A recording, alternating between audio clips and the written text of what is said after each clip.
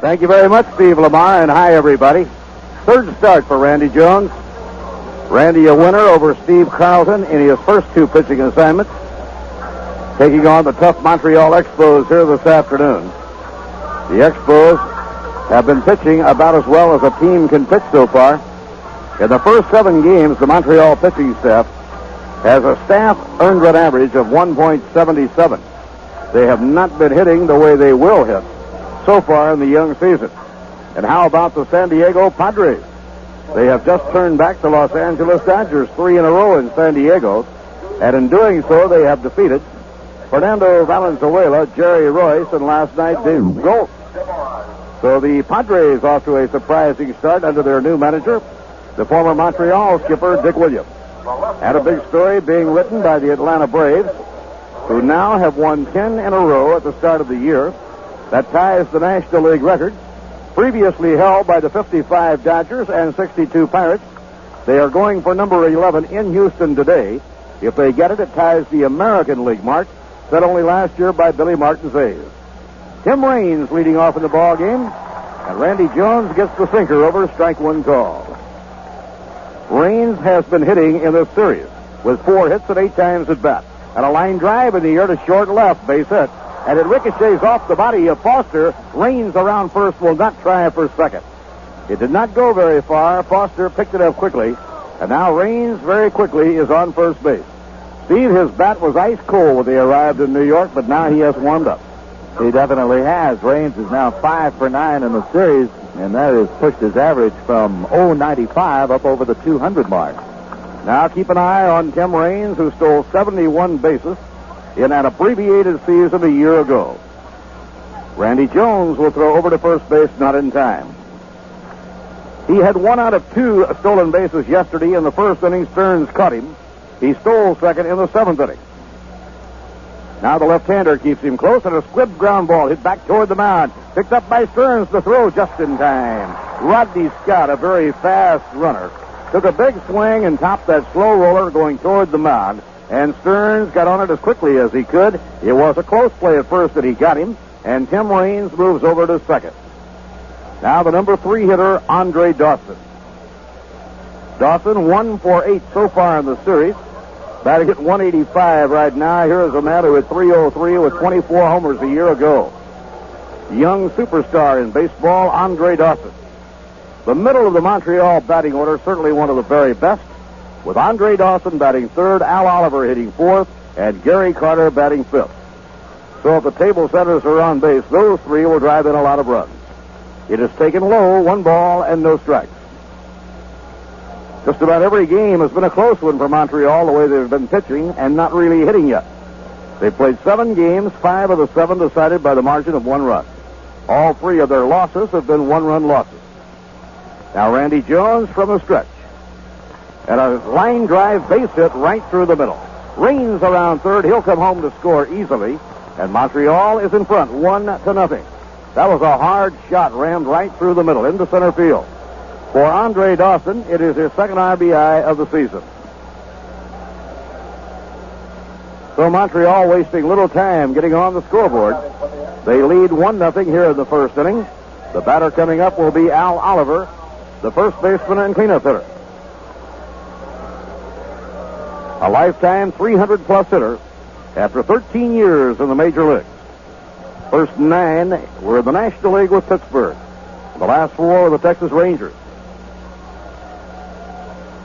And the pitch thrown by Randy Jones just misses ball 1. Each year with the Texas Rangers in the American League, Oliver hit well over 300. Lifetime American League batting average of 319. Lifetime National League average of 296. And after 13 years, 303. That's a lot of base hits. Oliver came in the season with 2,158 base hits.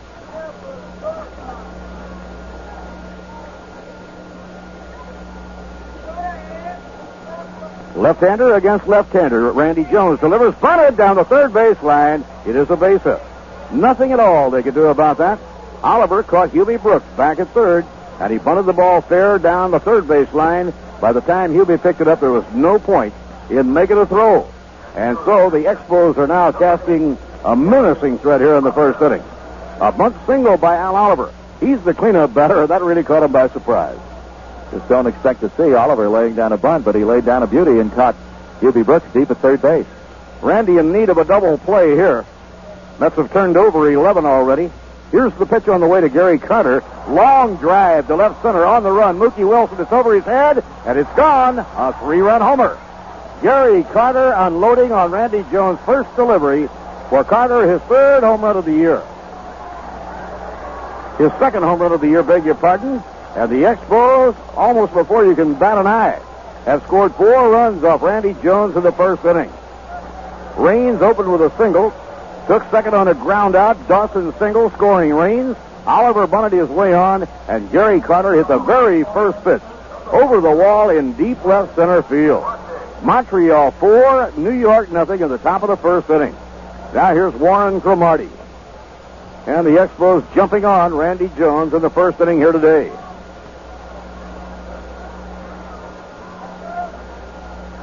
It's thrown to the right fielder, Warren Cromartie, as a strike. Little moving around now in the bullpen. Jesse Orozco will get up. First time that Randy Jones has encountered a problem in the first inning. Now it's 1 ball and 1 strike. First time this year. Montreal 4 and New York nothing. Andre Dawson drove in the first one and Carter the next 3.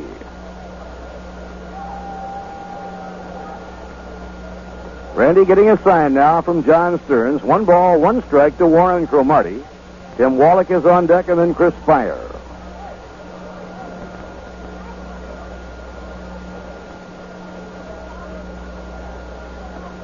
And the pitch thrown by Jones. A bouncing ball slowly hit. Veryzer grabs the hop. And the peg to Kingman is in time.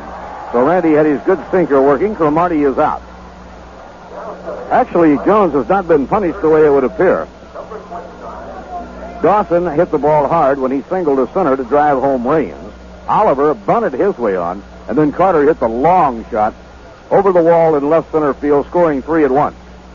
Right-hand batter Tim Wallach hitting a ground ball toward the middle and just beyond the reach of second baseman Bob Bailor and into center field for a base hit. Montreal with 5 hits now in the opening inning of the game.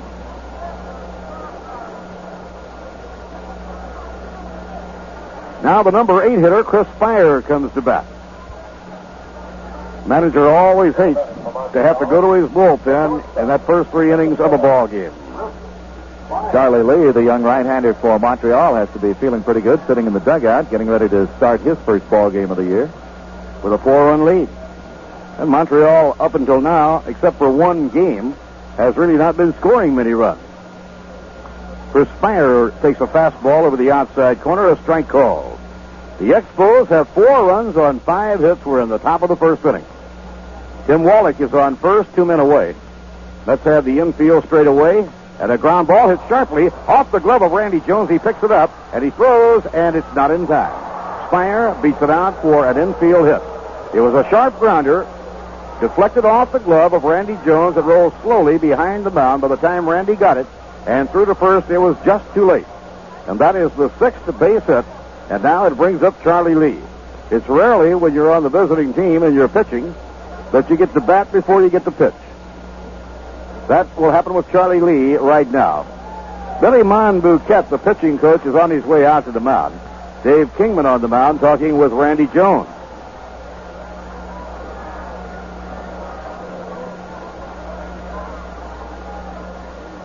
I'm wondering, Steve, if that hard ground ball knocked down by Randy Jones may have hurt him in any way. I don't think so. I think they're just talking about the fact that he is being mauled here in the opening inning. Well, the plate umpire, Paul Runge, is out there at the mound along with Monbouquet and Jones. Now Runge turns around and heads back. And Monbouquet is going back now to the Mets dugout. Well, we'll see here in a moment if they have Randy throw a couple of pitches. You'll know that something is bothering him a little bit after that hard ground ball. Apparently he is all right. Charlie Lea will stand in. Montreal with runners on first and second, 2 down, and Charlie Lea is the 9th man to bat in the inning. He is a right-hand hitter. Low outside, 1 ball and no strikes. For Charlie Lea out of Memphis, Tennessee. This is his first at-bat this year. He was born in France while his dad was in the military. His home is Memphis, Tennessee. Off the outside corner, it's ball 2. 2 balls and no strikes.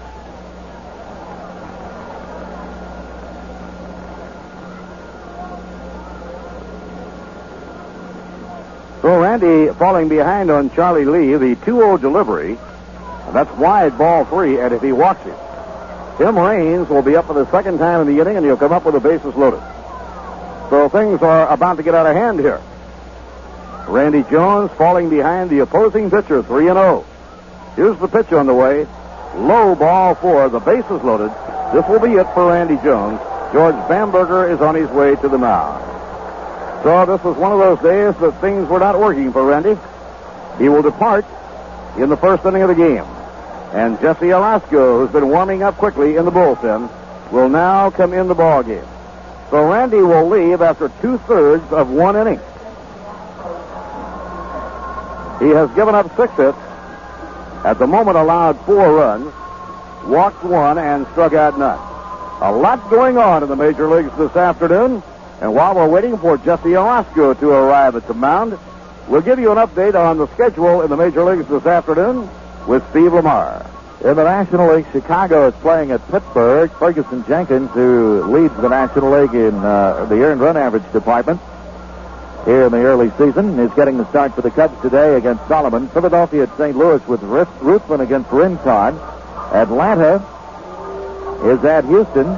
Joe Cowley will do the pitching for Atlanta today. The Braves, of course, 10-0, tied for the tying a National League record for the best start in National League history. And the Houston pitcher will be Bob Knepper. Los Angeles at San Diego, as the Dodgers will try to salvage 1 game of that series. Welch against Lawler. And Cincinnati at San Francisco with Tom Seaver getting his first start of the year for the Reds against Alan Fout. In the American League, Toronto is at Boston, Clancy against Torres. Kansas City at Cleveland, Black will pitch against John Denny. Texas is at Milwaukee. Rick Honeycutt for Texas and John Vukovic for Milwaukee. Baltimore at Chicago. And the White Sox took 2 from the Orioles yesterday. The White Sox are off to a 7-0 start. McGregor will pitch for Baltimore. Jerry Kuzman for the White Sox. After 1 inning today, the Yankees and Detroit are scoreless in Detroit. That's Righetti against Petrie. Minnesota at California. Erickson against Zahn. And Oakland plays at Seattle. McCaddy for Oakland. And Nunez will pitch for Seattle today. Randy Jones has gone to the dugout, and another left-hander, Jesse Orozco, is into the ball game here in the top of the first inning. For Jesse, it will be his 4th appearance. All outings have been in relief. He is generally a late-inning relief pitcher for George Bamberger. But George had to get to his bullpen very quickly here today. One thing about it, the Mets have tomorrow off, so if this is going to happen, if you have to go to your bullpen in the first inning, it's nice to have it happen, Steve, when the next day is a day off, and the bullpen people can all rest. Right, it's an automatic day off for everybody, and that certainly would help. Jesse Orozco getting ready. Jesse is 0-1 this year. He has pitched very well. He did lose a ball game on a home run by Al Oliver in the first game of the series, but it was the only base hit that he gave up in 2 innings of relief. So the 24-year-old southpaw from California, Jesse Orozco, comes into the game, and it's still a tough spot. Bases loaded. 2 men away. Leadoff batter Tim Raines coming up. Raines now with 5 for 9 in the series. Montreal already has scored 4. So George Bamberger trying to put the lid on right here to give his team a chance. The lead runner on third is Tim Wallach. Chris Speier is on second, and Charlie Lea is on first. And Raines is hitting for the second time in the inning, batting right-handed against Orozco. Here's the pitch on the way, and a drive foul down the left field line going into the grandstand.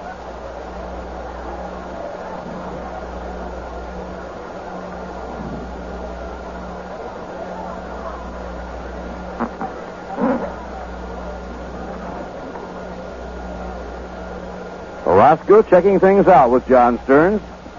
Here's the pitch on the way. Off the outside corner, 1 ball and 1 strike.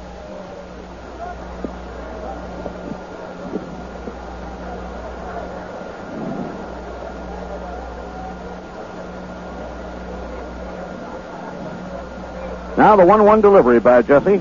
And a foul ball back on the screen. It's 1 ball, 2 strikes.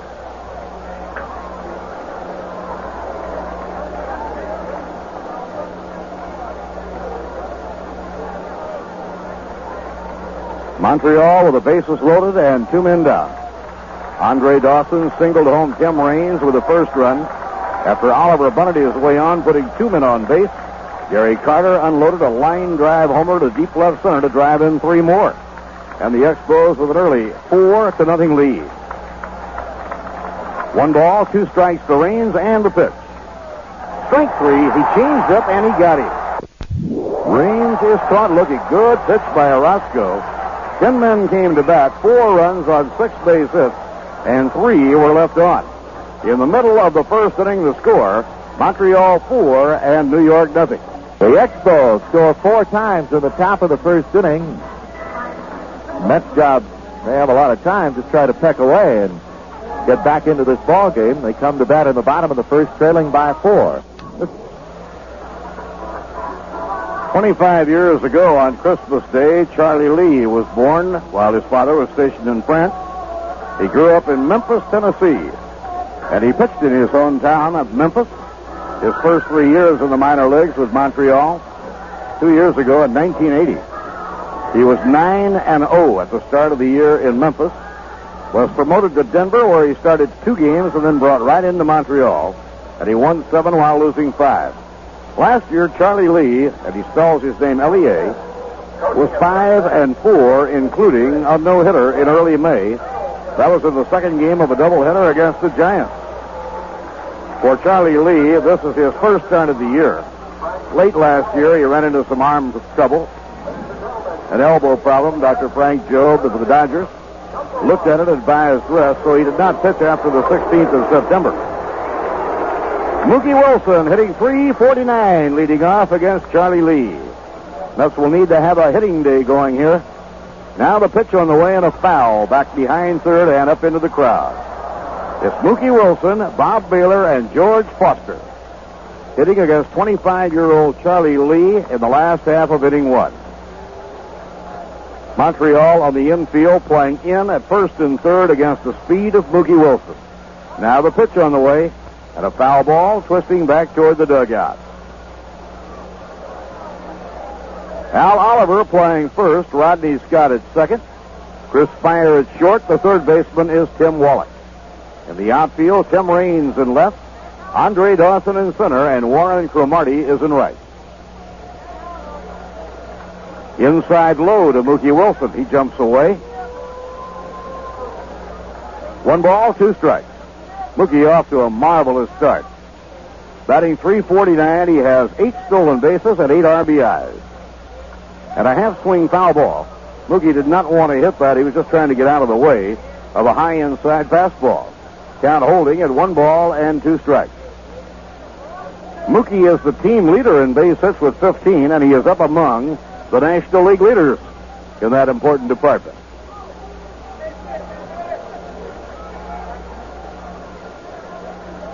Keith Hernandez with 18 is the league leader. Foul tip, no play. Tony Pena of the Pirates, 16.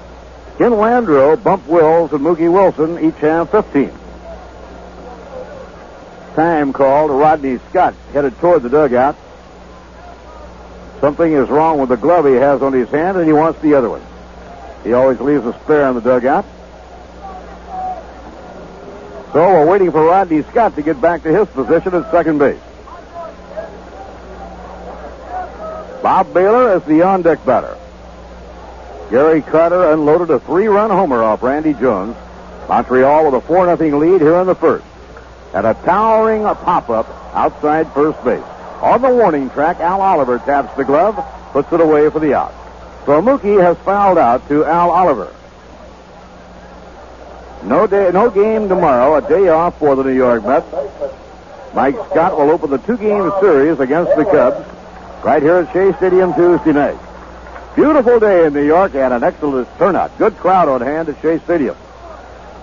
Diamond Vision adding an extra dimension to the enjoyment of Mets baseball at Shea Stadium. Smile, you may be on Diamond Vision. Now Bob Bailor, and Bob, too, off to an excellent start, hitting a .348. Right-hander against right-hander, the pitch by Charlie Lea, and a sinking fastball, 1 ball and no strike. George Foster will be next, and then Dave Kingman. Montreal pitching pretty much holding Foster and Kingman in check so far in the series. And a bouncing ball to short. Speier will snag the knee-high hop, and the peg across to Oliver, 2 men down. We will pause for station identification. This is the New York Mets Baseball Network. The switch is on to 97 FM, WMVQ Amsterdam.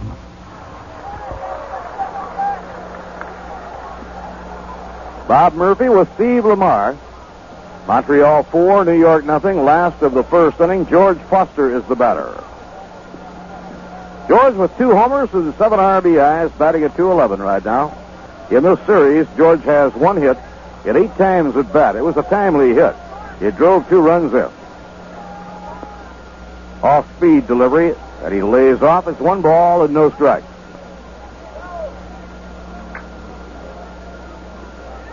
George Foster, a lifetime .286 hitter after 10 years in the National League. And a fastball for a strike call. In 108 games last year, George still unloaded 22 home runs and had 90 RBIs. 1 ball, 1 strike to George Foster. Pitched by Charlie Lea is high and tight. That moved him off the plate. It is 2 balls and a strike.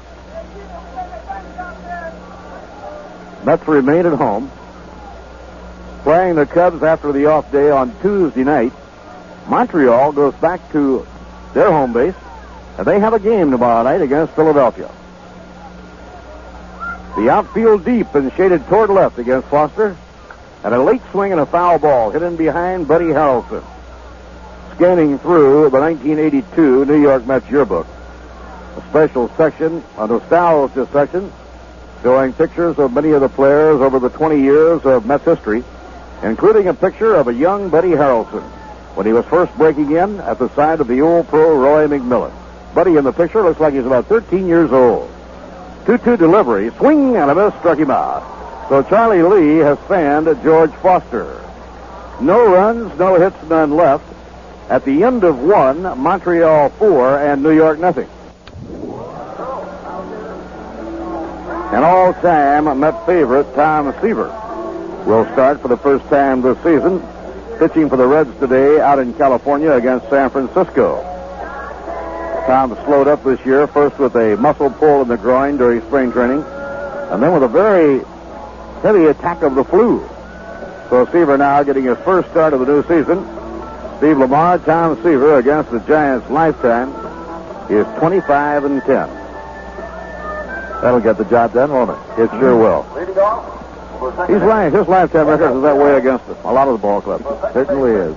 Rodney Scott. Nobody on, nobody out. Rodney Scott faces Jesse Orozco, top of the second. Rodney was out on a tap back to Randy Jones in the first inning. Batting right-handed against Orozco. It's high and away, 1 ball and no strikes. After today, 2 games remain on the homestand. Mets then will do a lot of traveling on a 12-game road trip. Inside ball 2. They open the trip in Montreal with a weekend series. Then they will be flying to San Diego to go against Dick Williams' San Diego Padres, a team that has just beaten the Dodgers 3 straight. Then on to San Francisco, back to Los Angeles, and after the Dodgers series, back here to New York for a 14-game homestand getting underway on the 6th of May against San Francisco. 2 outs, or rather nobody on, nobody out, and a 2-0 count on Rodney Scott. Orozco missing high. It goes 3-0. For the Expos, Steve Boros on the coaching lines at first. Billy DeMars on the lines at third. The pitching coach, an original Met, Galen Cisco. 3-0 delivery. That's high, ball 4. And Orozco has walked Rodney Scott, a speedy runner, on 4 pitches. It'll bring up Andre Dawson. The center fielder, Andre Dawson. So Andre Dawson, who singled to center, driving home Tim Raines in the first, now batting for the second time. Last year, Rodney Scott stole 30 bases in 95 ball games. So Orozco will certainly have to keep an eye on him. He does. He throws to first, almost fires it away. Kingman hurdles over Rodney Scott and makes the catch. Eric Gregg is the umpire at first base. He's kept his weight off. Just before last season started, he lost 105 pounds. That's like losing a person.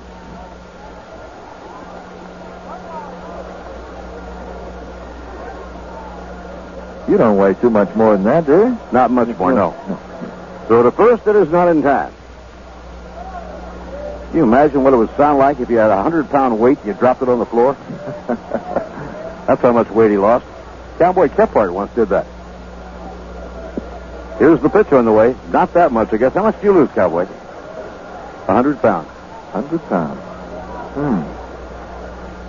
Takes a lot of willpower, doesn't it? Dedication, willpower, and it makes you miserable. Now Orozco checks the runner at first. The pitch on the way, well hit, a high fly deep to left. It is going, and there it goes. A 2-run homer by Andre Dawson. And Montreal exploding to a 6-0 lead. One of those days. For Andre Dawson, his second home run of the year. He now has a 3 RBI afternoon, and we're only in the second inning of the ball game. That was a towering, well-hit home run to the back of the bullpen in left field. So Mr. Orozco has just joined the club. Boy, Montreal feeling strong here today.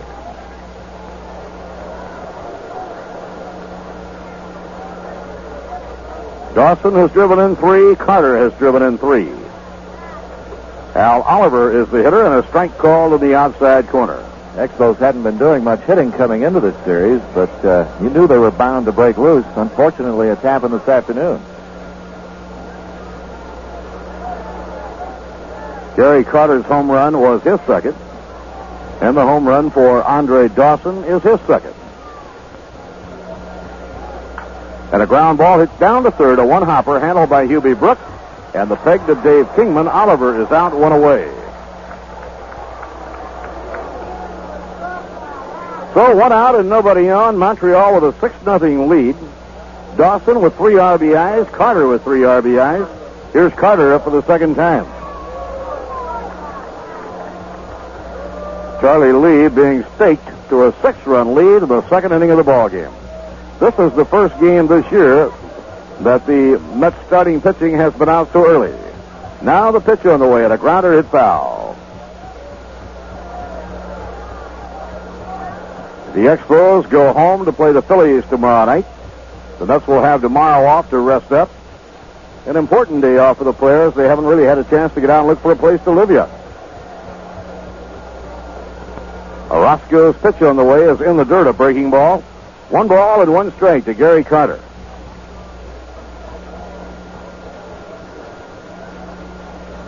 Now the 1-1 delivery. It is inside. First 2 games of this series were decided by 1 run. Montreal won the opener 4-3 when Oliver homered in the 9th. The Mets won a thriller yesterday 2-1 and received excellent pitching. The 2-1 pitch. A foul ball going down the third base line. It came off the ankle of Gary Carter. You can accurately say this is the first ball game they have not had any pitching in.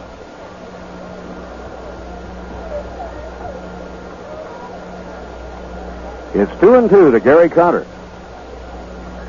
Craig Swan pitched well yesterday. He was a little disappointed that he tired after 5 innings, but he just has to be patient until that shoulder gets stronger.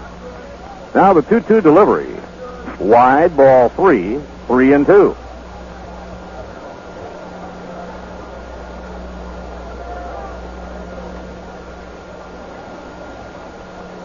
Orozco with a full windup. The payoff pitch to Carter. Inside, ball 4. Second man walked by Jesse here in the second inning. So on the second walk, Gary Carter goes down to first. Warren Cromartie will come up. Cromartie off to a very good start, batting .370. Cromartie is 0 for 1. He was thrown out by the shortstop Tom Veryzer in the opening inning. Mets playing Bob Bailor at second and Tom Veryzer at short this afternoon. Left-hander against left-hander and a foul back on the screen.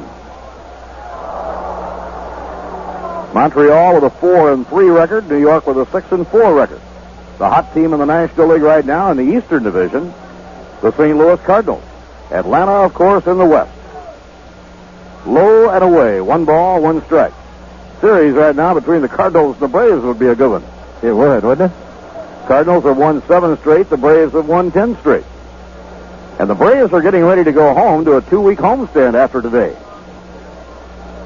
Now the pitch on the way, outside and low.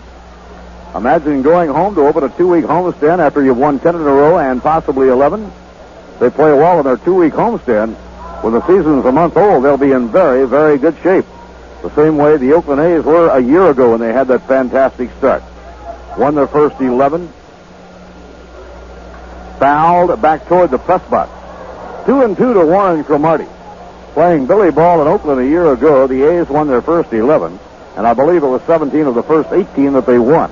They could coast the remainder of the way.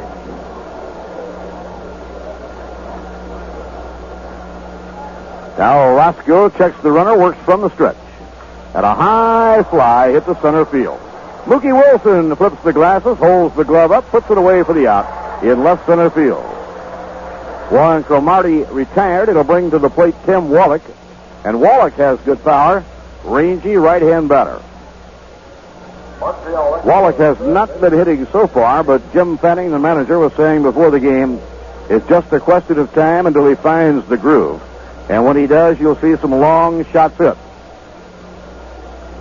Kingman holding against Gary Carter at first. We're in the top of the second, and the Expos have jumped off to a 6-0 lead using the home run. Fastball that is high, ball 1.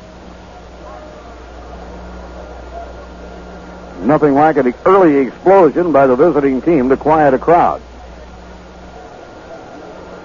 The 1-0 delivery by Orozco, and he misses high.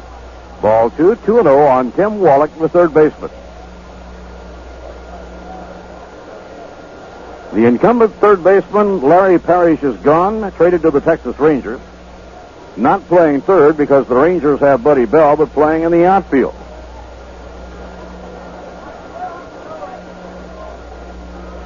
Swing and a miss at a fastball. It's 2-1. Also going in that trade was a promising young slugger, Dave Hostetler, who played at Denver last year and clouded 27 home runs. The 2-1 pitch. Swing and a miss. It's 2-2 on Tim Wallach. So Montreal traded Dave Hostetler and Larry Parrish to get Al Oliver. Jim Fanning was saying Oliver is exactly what they felt they needed. The 2-2 delivery and a high fly ball into short right center. Valentine and Mookie converge. Valentine makes the catch in short right center field. There were 2 runs. Dawson hit a 2-run homer on 1 hit and a man left on. At the end of an inning and a half, it's Montreal 6 and New York nothing. The last of the second for New York, Dave Kingman will be leading off.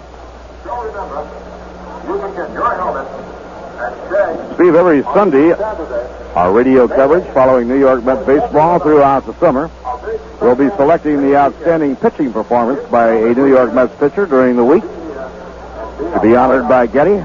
Thank you. I believe our choice this week is rather obvious, with the root-going performance turned in by Mike Scott when he turned the Phillies back as the only complete game victory for the New York Mets so far this season.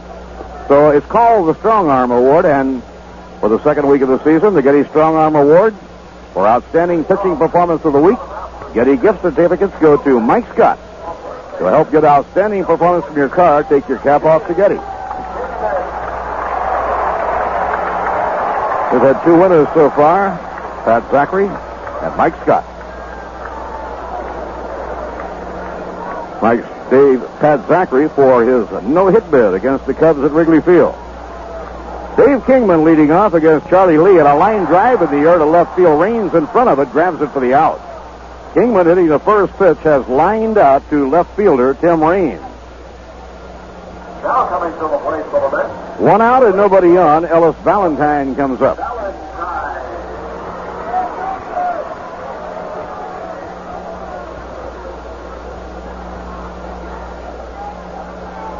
Be interesting to see if San Diego can sweep the Los Angeles Dodgers. Boy, that would be something, wouldn't it? Dick Williams would be riding high in the early going with the Padres. Now the pitch on the way. A strike call. They have an outstanding relief pitcher in left-hander Gary Lucas. And he already, I believe, Steve, has about 4 saves. Right, he got one last night against the Dodgers. San Diego today trying to sweep a 4-game series for the world champions. Now a swing and a miss by Valentine. They beat Fernando Valenzuela in the first game. Juan Eichelberger beat him. Tough ball game. I think it was 2-0. Then the Padres beat Jerry Royce, and last night they beat Dave Goltz. 2-strike delivery to Valentine. Low outside, 1 ball and 2 strikes. Interesting, in the American League, in the Eastern Division of the American League, which is certainly a very tough division, not a single team playing 500 ball right now. Whereas in the Western Division of the American League, they're doing the winning at the moment. And a foul, back upstairs, out of play. White Sox are the hottest item in the American League West right now. They've won their first 7. And Earl Weaver of the Baltimore Orioles. Steve, do you think he's very happy right now? I don't imagine Earl's too thrilled. He's down at the bottom of the Eastern Division. What have they lost, 6 straight? 5 straight, and they've lost 6 out of their first 8. The 1-2 delivery to Valentine is low outside. It's 2 balls and 2 strikes. Montreal with a big 6-0 lead. We're in the last half of the second. Would you like to be around Earl Weaver after he's lost 5 in a row? No, sir. And the pitch thrown. Swing and a miss. Charlie Lea strikes out Ellis Valentine. Well, Lee is pitching as though it's a 0-0 ball game. He's retired 5 in a row. 2 outs and nobody on, and John Stearns coming up. Billy Martin's Oakland A's do not have the same start they had a year ago. Not at all. They are 6-5 now to open the year. This time last year, they'd won 11 straight. Boy, the crowd is still coming down the subway ramp. We're going to have a good crowd here today. Fastball for a strike call to the outside corner to John Stearns. Crowd may be over 30,000 before they all get in. Good early season crowd. Gary Carter setting up a target. And a foul off the mask of Gary Carter. A 2-strike count on John Stearns. You know about that Atlanta winning streak to open the year. 5 of those victories have been over the Houston Astros and that fine pitching staff that they had. 3 others over Cincinnati. And 2 with San Diego. Right. The 2-strike delivery, a swing and a miss, strike 3. Charlie Lea strikes out John Stearns with a high hardwood. Mets are out in order. No runs, no hits, none left. At the end of 2 innings to score. Montreal 6 and New York nothing. 3rd inning at Shea Stadium. Montreal exploding, hitting 2 long home runs, grabbing an early 6-0 lead. And now Chris Speier will be coming up against Jesse Orozco. And coming up on this beautiful Sunday afternoon to follow the action for you, Steve Lamar. Chris Speier had an infield hit his first time up. Randy Jones, the starter in this ball game, lasted only 2/3 of an inning for the Mets and gave up 4 runs, all of them earned on 6 base hits. Gary Carter hit a 3-run homer off Randy, and Andre Dawson had an RBI single in that first inning. That drove Randy's ERA from 0.82 to 3.86. Speier ready to lead it off, followed by pitcher Charlie Lea and left fielder Tim Raines. Jesse Orozco into the windup, and the pitch to Speier is popped up. Off first base, Kingman backing up near the line, edge of the outfield grass in fair territory, makes the catch. Kingman staggering a bit under that high pop-up, having trouble with the sun as he looked up into it, but made the play. 1 out, Charlie Lea coming up. For the Expos, Charlie drew a walk. He was the 9th man to bat in that first inning. Randy Jones walked him after 4 runs had already scored, and 2 men were on base at the time of that walk. And that was the end of Randy Jones, and Orozco came in to get the final out of the first inning. Here's the pitch to Charlie Lea, and he takes a strike. It's 0-1. Charlie Lea hit 133 last year for the Expos. His career average is .096. He hits like a pitcher. Here's the 0-1 delivery, and there's one lined up the middle. He didn't hit like a pitcher that time. He lined it out into center for a base hit. He got mad because he heard you give his batting average as .096. That was a solid smash up the middle. Well, I'll never do that again. Interesting to watch player reactions when they put those batting averages up on the board. The player's in a slump hitting about .096. He hates to see that go on the board. It's embarrassing. Tim Raines, the batter. He had an .095 average when he came into this series, but here in New York, Tim Raines has gone 5 for 10, and he's up over 200 now. He singled to lead off the ball game and quickly scored as Andre Dawson singled. Carter followed with a 3-run homer in the first inning. Pitch to Raines, hit in the air, foul, right field side, not a play.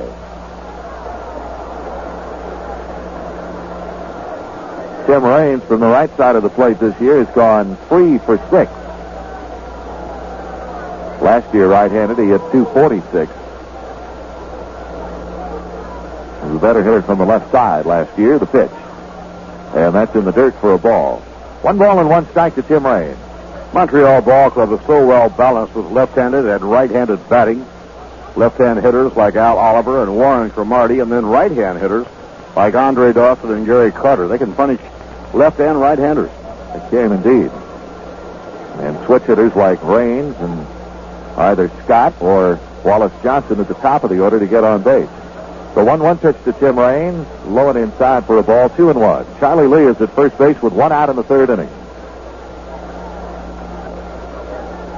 In 8 games this year, the Expos have never trailed by more than 2 runs. They've played a lot of close ball games. 5 of their first 7 games have been determined by 1 run. The pitch, high for a ball, 3-1 to Raines. Billy DeMar is coaching at third base for Montreal. Steve Boros at first. The other Expo coaches are Galen Cisco, the pitching coach, Bob Gebhardt, and Vern Rapp. 3-1 pitch. Raines pops it up on the infield. It's Bob Bailor coming down from second base, and he makes the catch for the out. Bailor had trouble with that pop-up as he had the glasses down looking up into that bright sun. 2 outs now in the third inning, and Rodney Scott coming to the plate. Scott is 0 for 1 and has drawn a walk and scored a run. Expos came into the ball game with a team batting average of only .231. They exploded for 6 hits and 4 runs in the first inning. Got 2 more on a homer by Dawson. Pitches in the dirt and it gets away from Stearns. Lee trying to go to second. The throw is there and out at second base, Charlie Lea. Stearns had the ball get by him and he retrieved it. Through to second base as Charlie Lea tried to go, and Bob Bailor took the throw from Stearns, and Lee is out of there. In the inning, no runs, 1 base hit, nobody left on base. At the end of 2.5 innings, Montreal 6 and the Mets nothing. A lot of memories sweep through your mind when you look over in the next door radio booth, the Montreal broadcasters, and see a fellow by the name of Duke Snider. Edwin, the Duke of Flatbush Snider.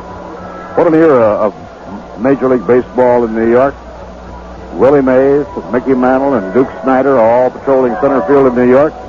The big argument in New York was not who's the best center in baseball, but who's the best center fielder in New York. They're all in the Hall of Fame. They belong there. Yes, they do. At an old-timers game here at Shea Stadium not too many years ago, all 3 were on hand, and they were photographed walking from center field in toward home plate. From that photograph came the inspiration for Terry Cashman to write his song, Talking Baseball. Willie, Mickey, and the Duke.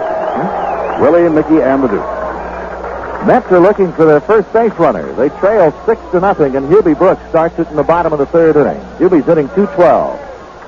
He's hit safely in his last 6 games, batting .300 over that span. The first delivery is a breaking ball in from Charlie Lea, and it's 0-1. Charlie Lea has retired the first 6 batters and has 3 strikeouts. The right-hander winds and delivers. And that one missed for a ball. It's 1 ball and 1 strike. Montreal's team earned run average. Earned run average for the staff, 1.77. Lee back to the plate. And that's in the dirt. 2 balls and a strike to Hubie Brooks. You make all kinds of statements with T-shirts nowadays. Spotted one in the stand, Steve, that said, "I survived the 1981 baseball strike." It wasn't easy. No, it wasn't. Here's the 2-1 pitch. Lined out into right field. Cromartie will not get this one. It's in for a base hit.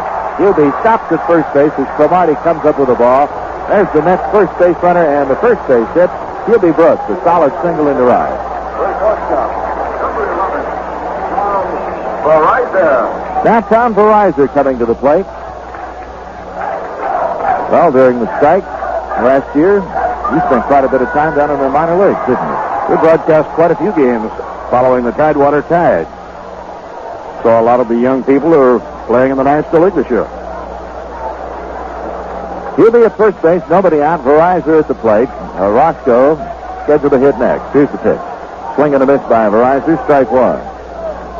Veryzer playing at shortstop. Still some tenderness in the shoulder of regular shortstop Ron Gardenhire, and Bamberger wants to make sure he's all right, so he's holding Ron out another day. Here's the pitch to Veryzer in the dirt outside, and a nice play made by Carter. 1 ball, 1 strike. By holding him out today and tomorrow being an off day, means Ronnie will have 3 days off, and maybe that'll take care of it. And it gives George Bamberger an opportunity to get Veryzer some more game action. Brooks leads at first, nobody out. 1-1 to Veryzer. The pitch bounced foul on the third base side. A ball and 2 strikes to Tom Veryzer.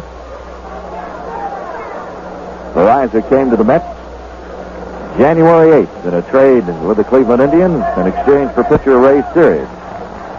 Tom hit .244 at Cleveland last year. His best Major League batting average, .271. He hit .271 for Cleveland in 1978 and again in 1980. The pitch, high and inside for a ball. 2-2.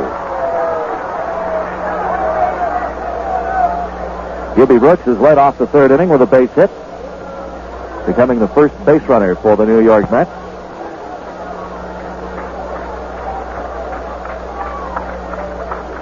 Set by Lee and the delivery. High and inside again, 3-2. Veryzer's gone 1 for 4 on the young season. Carter will go to the mound here, and the catcher wants to have a couple of words with Lee. He says them and immediately turns around and trots back toward the plate.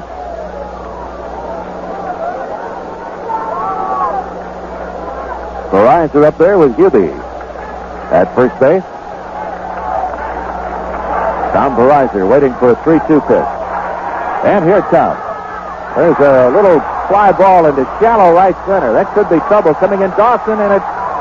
Did he make the catch? Yes, he did. Coming out into the outfield, Rodney Scott made a beautiful running catch in shallow right center field, running with his back to the infield.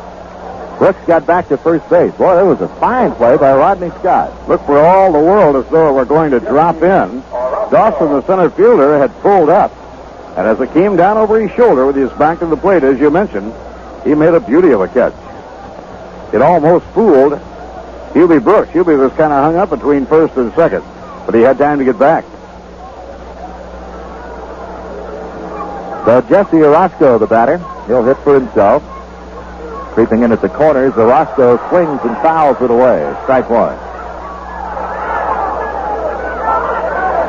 Scott running with his back to the infield, running out into no man's land in shallow right center field. Took that pop-up over his shoulder. We were shielded from the play.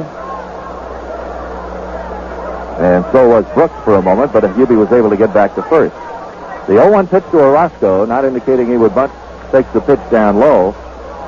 And it's 1 ball and 1 strike. Orozco out of the box now.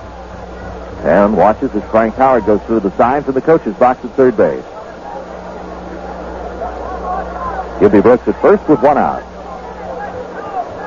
Charlie Lea at the belt, and Charlie delivers. Orozco takes high, 2-1. The Expos scored 4 times in the first, 3 of them on a home run by Gary Carter. And then Montreal got a 2-run shot by Andre Dawson in the second. Montreal leading 6-0. We're in the bottom of the third.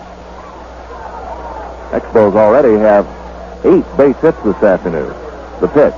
Ground ball to the right side. Scott will tag out Brooks, throw to first, double play. Hubie claims he was not tagged by Scott, but second base umpire Bob Engel rules Brooks out. It's a 4-3 double play in the inning. No runs, a base hit, and nobody left on base. So at the end of 3, it's Montreal 6, New York nothing. Steve in the third at Pittsburgh. Leon Durham of the Cubs has hit a 3-run homer. The Cubs lead the Pirates 5-1 after 3. Ferguson Jenkins pitching for Chicago. Don Robinson in relief of Eddie Solomon. Phillies and Cardinals 1-1 after 1 inning. Dick Ruthven against Andy Rincon. Rincon can really boost the Cardinals this year. He seems to be healthy. The Braves play in Houston, the Dodgers at San Diego, and the Reds, with Tom Seaver starting for the first time, are in San Francisco. Detroit 2, the Yankees nothing after 4. Dave Righetti and Dan Petrie. Toronto got a run to lead 1-0 over Boston in the second. Cleveland 4-0 over Kansas City in the second. Baltimore Chicago just underway, and the Orioles are out in the first. We're ready for the action. Here again is Steve. Here's Rodney Scott leading off in the top of the fourth. Montreal second baseman batting right-handed against Orozco, and he takes one high and away, ball 1.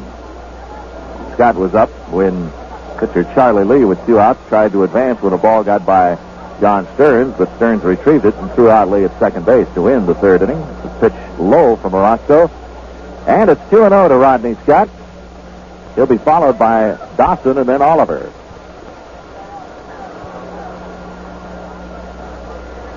Here's Jesse Orozco's 2-0 pitch. That's a strike called. 2-1. Rodney Scott 2 for 10 in 1982. He has started the last 2 ball games at second base. The 2-1 delivery fouled back on the screen below us. So it's 2-2 to Rodney Scott. In the series, Rodney is 1 for 7.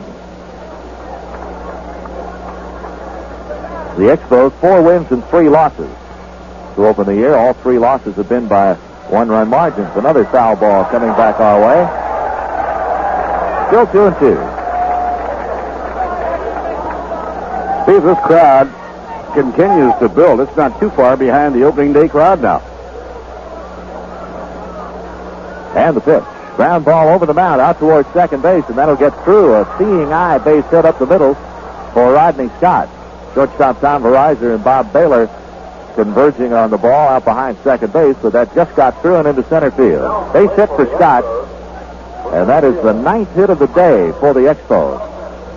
The 3rd off Orozco since he entered with 2 outs in the first inning. Andre Dawson. We're only in the 4th inning, and already Andre has had a good day. He has singled and he has homered. He's knocked in 3 runs. Scott leads at first, held by Kingman, and the pitch. That's in there, strike called. 0-1 to Dawson. The homestand concludes Tuesday and Wednesday nights at 7:35 p.m. as the Mets host the Chicago Cubs. Orozco at the belt and delivers strike 2 called. So it's 0-2 to Dawson. Andre had only 1 hit in the first 2 games of the series. He is 2 for 2 today. The 0-2 pitch. Fastball missed away, and it's 1-2. Al Oliver waiting on deck.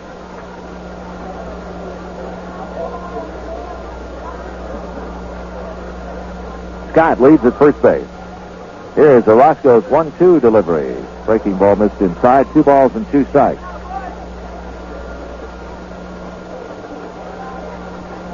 Dawson out of the box. Now steps back in. 2-2 the count. Scott leads at first and the pitch. Dawson bounces one foul behind the plate. Still 2-2.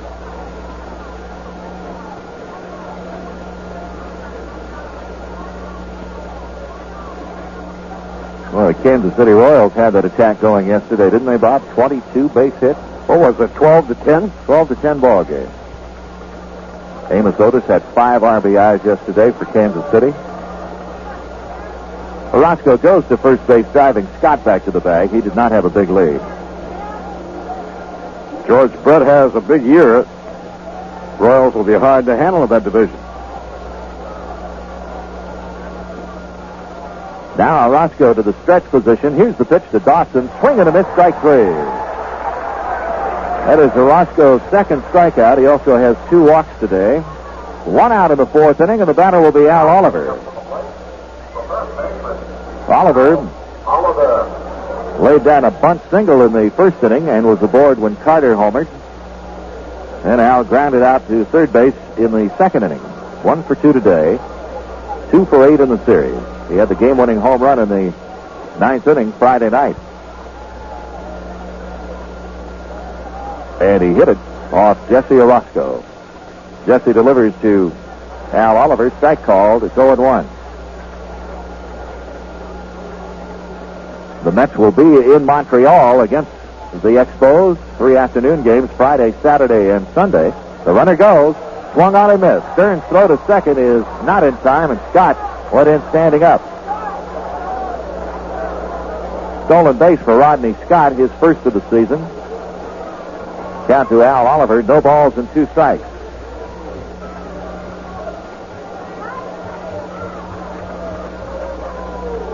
Scott got a great jump off Orozco and stole that one easily.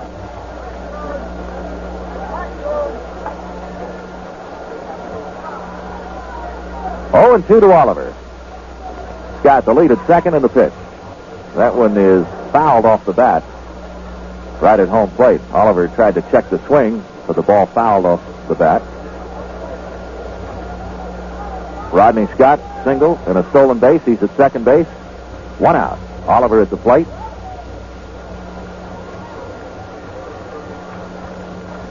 See, Oliver's on the cover of the Sporting News this week. Big article about Montreal's acquisition of this big left-handed hitter from the Texas Rangers. Now Orozco is set. And the pitch to Oliver. Way outside, and Stearns had to go out and get it. Made a nice play. Keep that ball from going back to the backstop.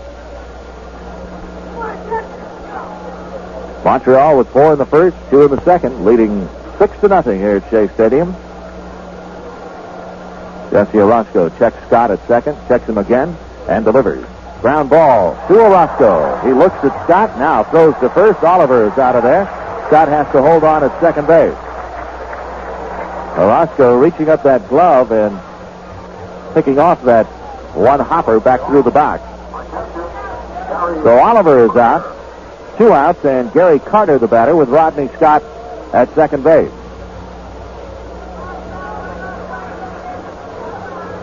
Carter hit a 3-run homer in the first inning, and he drew a base on balls in the second.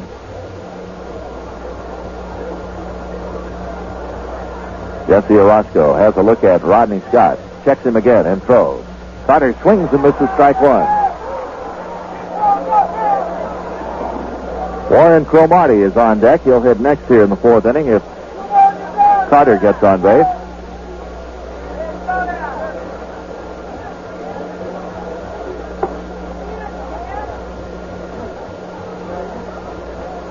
Gary Carter spent only a couple of years in the minor leagues in the Montreal system. After signing with Montreal in June of 1972, he takes a pitch low, 1 ball and 1 strike. Carter first came up to the Expos in 1974. Stretched by Orozco, and the pitch to Gary Carter. Low. 2 balls and 1 strike to the Montreal catcher. Throw to second base. Not in time. Scott got back.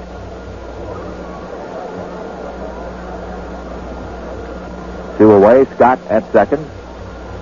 4th inning. Expos leading 6-0. Here's the pitch by Orozco. Swing and a foul at the plate. So it's 2-2 to Gary Carter. The pitcher scheduled to work in the Mets Chicago Cubs series, which begins Tuesday night at Shea.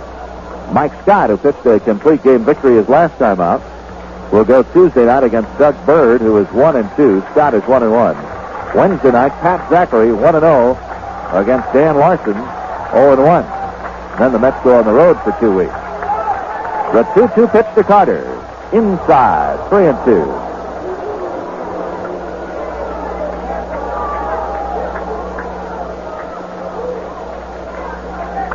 Tough ball game for Randy Jones today. Gave up 6 hits and 4 runs. Was knocked out of the rocks in the first inning. Scott goes to pitch inside, ball 4, and a stolen base for Scott as he goes to third as Carter draws the base on balls. That'll be the third walk by Orozco. Put runners on first and third, and the dangerous Warren Cromartie coming up. He's 0 for 2 today. He's the only man in the starting lineup who hasn't had at least one base hit. Orozco at the belt. And now steps off. Rodney Scott is at third. Gary Carter at first base. And Warren Cromartie at the plate. Cromartie hitting .370 at the start of the game. Pitch to him high for a ball, 1-0. Cromartie had a 2-run homer in Friday night's ball game. He went 1 for 4 Friday. He went 1 for 4 Saturday afternoon. Well, he's 0 for 2 today. Cromartie is 6th in the National League in batting, 3rd in slugging percentage. The 1-0 pitch by Orozco, and Cromartie bounces one foul on the first base side. Kingman will pick it up. It's a ball and a strike. Jim Fanning was pointing out before the game, Steve, that Carter, Dawson, and Cromartie, although they're all established stars, they're just now really arriving at the peak of their career. They should get even better. The pitch by Orozco. Cromartie fouls it back. That's a scary thought, isn't it? Dawson, Carter, and Cromartie, people like that. That's when your farm system has done a good job for you. That's why the Mets feel so good about the people they have in their farm system right now. The pitchers at Tidewater, the outfielders at Jackson. A ball and 2 strikes. And the pitch to Cromartie. High and away for a ball, 2-2. Runners at first and third, 2 outs. 2 balls, 2 strikes to Cromartie. Montreal figures to be a good ball club for many years to come. The pitch by Orozco. Strike 3 call to the inside corner, and out of there is Cromartie. 3rd strikeout for Orozco in the inning. No runs, 1 base hit, and 2 men left on base. In the middle of the 4th inning, it's Montreal 6 and the Mets nothing. Jesse Orozco, the left-handed reliever, already has worked 3 1/3 innings in relief today. So Charlie Lea begins to heat up now in the Mets bullpen out in right field. It is Montreal out in front 6-0 as we move into the bottom of the 4th inning. And the Mets have the top of the order coming up with Mookie Wilson, Bob Bailor, and George Foster to hit against right-hander Charlie Lee. Mets have had only 1 base runner today, Hubie Brooks, who singled to lead off the 3rd inning, but 1 out later he was erased on a double play ball, which ended the inning. Charlie Lee, the starter today for Montreal, is making his first appearance of the regular season. For today, he had not pitched in a ball game since tail end of spring training. On April 3rd, he pitched in New Orleans against the Yankees. He has had remarkable control for a pitcher who has not been out on the mound for over 2 weeks. He was strong to wind up spring training. Lee pitched 17 consecutive shutout innings to wind up spring training. Mookie Wilson ready to lead it off. He fouled out to first baseman Al Oliver in the bottom of the 1st inning. Wallach up shallow at third. The pitch to Mookie fouled away. 3rd base side, that'll go out of play back into the crowd, and it's 0-1.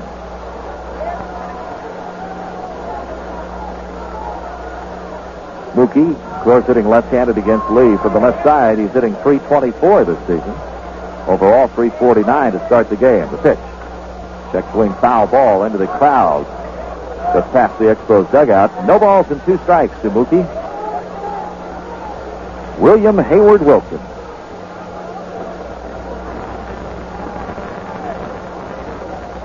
Expos with 9 base hits today. The Mets have only 1. Fouled away. Third base side. It's still 0-2. Bob Bailor will follow. And then George Foster.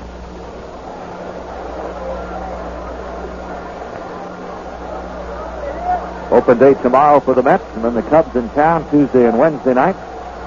Thursday, the Mets will travel to Montreal to open the road trip. Swing and a miss at a high fastball, and Mookie is out of there. That's Lee's 4th strikeout. 1 out in the 4th, and Bob Bailor coming up. He grounded to short his first time. Bailor has had at least 1 base hit in all 5 games he has started this year. Came into the game hitting .348. And the pitch is inside, ball 1. Charlie Lea doing the pitching for Montreal. Last year he was 5-4. 2 shutouts among his 5 victories. But his overall ERA was about 4.5 runs a game. Swing and a miss by Bailor. 1 ball and 1 strike. Lee has never had a losing record in his 4-year pro career. His career record in the big leagues, 12-9. He has a 6-0 lead today in the 4th inning. Lee back to the plate, and there's one looped out toward right field, and that drops in for a base hit. Bob Bailor singles with 1 out in the 4th inning. He was jammed, didn't get much on it, but had enough to get it out over the infield, and it dropped in between Rodney Scott and Warren Cromartie. Now George Foster coming up.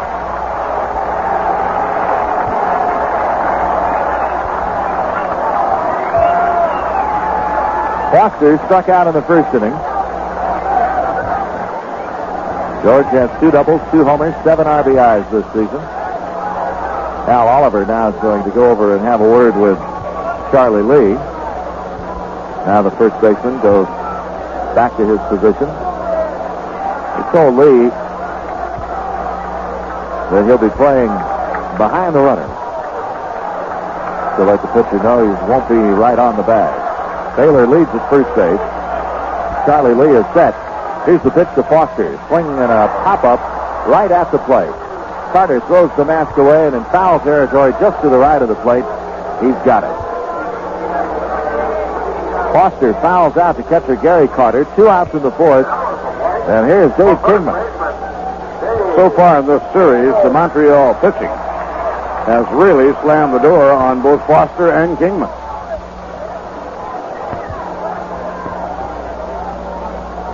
How about Ray Burris? First 2 games of the year, he has lost 1-0 and 2-1.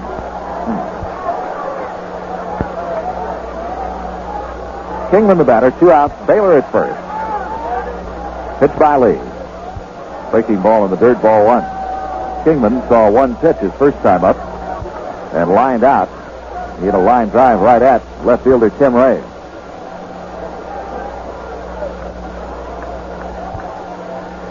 Mets have been out hit today, 9-2. They trailed 6-0. The pitch to Kingman. Started to go, but held up, and the pitch was high and away, ball 2. 2-0.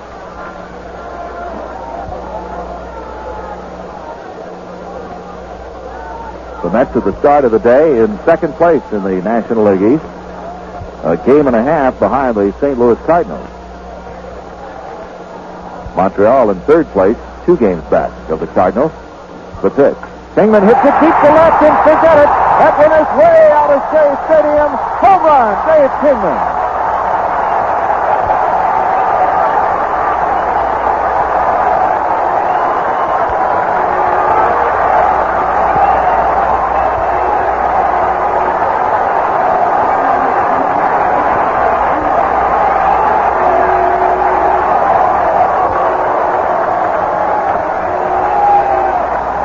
Third home run of the year for Kingman. He now has 11 RBIs, and boy, did he hit that, Bob. That was a real Dave Kingman smash. It just flew out of Shea Stadium. And depending on what's happening with Keith Hernandez, Kingman's probably leading the league in RBIs right now. Right. Looked like a fastball up in his eyes. He just slammed it. Well, he got rid of that baseball in a hurry. It's a 6-2 ball game now, and Ellis Valentine at the plate. 0 for 1 today. Here's the pitch. Fastball fouled away. Back on the screen, strike one. Valentine started the game at 261. Good crowd here at Shea Stadium today. 6-2 Expos in the fourth inning. Pitch to Valentine. Missed the outside corner. A ball and a strike. That's one thing about this new Mets ball club. It will be explosive. With Kingman, Foster, Valentine, Youngblood. The home run by Kingman was the 295th of his big league career. The pitch. Valentine takes it low. 2 balls and a strike. I have a feeling before Kingman's career is over, he'll be very close to 500. I would agree with that. Power that he has, he is so explosive. Like George Foster was saying yesterday, Kingman could hit 8, 9, 10, 12 home runs in a week. You never know. Ground ball just outside the bag and down the line. At third base, down the left field line and just foul. Third base umpire Bob Engel or Jerry Dale made the call at third. Valentine not agreeing with the third base umpire Jerry Dale.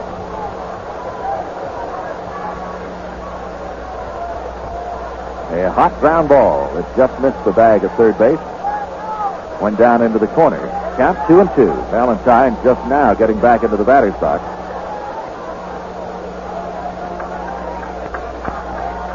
Ellis has not had an RBI yet this year. Here's the 2-2 pitch by Lee. Fouled back, coming our way and just above us. 2-2 the count remains.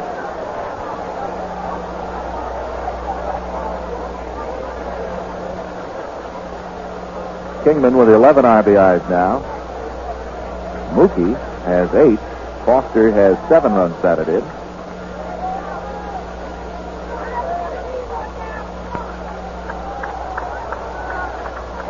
Two balls and 2 strikes. Valentine batting with the bases empty, 2 outs. The pitch. Popped up foul off first base and back into the crowd.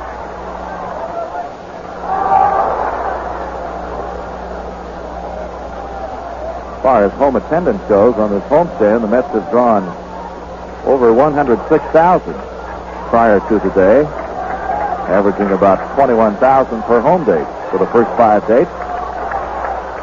Here's the 2-2 pitch to Valentine. Popped up. Right side of the infield. Oliver at first base is calling. And now he moves back, nearly bumped into Rodney Scott, who was right there, but Oliver pulled it down, and that retires the side. The Mets come back in the fourth on the homer by Kingman. 2 runs, 2 hits. Nobody left on base. And at the end of 4, it's the Expos 6, the Mets 2. Well, the Mets peck away and take 2 runs off the Montreal lead. It's now 6-2. We'll pause here for station identification. This is the New York Mets Baseball Network. Inning number 5, 6-2 Montreal leading. They have 6 runs on 9 hits. New York 2 runs on 3 hits. Tim Wallach, the third baseman, batting 7th in the order, hitting against Orozco, and a drive in the air to left, waiting as Foster. He moved only about 2 steps, made the catch for the out. And so Wallach, on 1 pitch, has lined out to left. Chris Speier has an infield hit in 2 times at bat.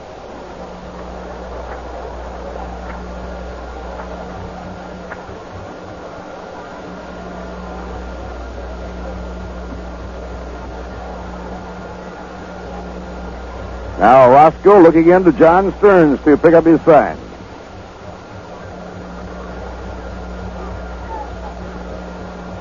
One out and nobody on. We're at the top of the 5th inning. And a fastball, a strike call on the outside corner. Charlie Lea will loosen up easily now in the New York Mets bullpen. A breaking ball that is low.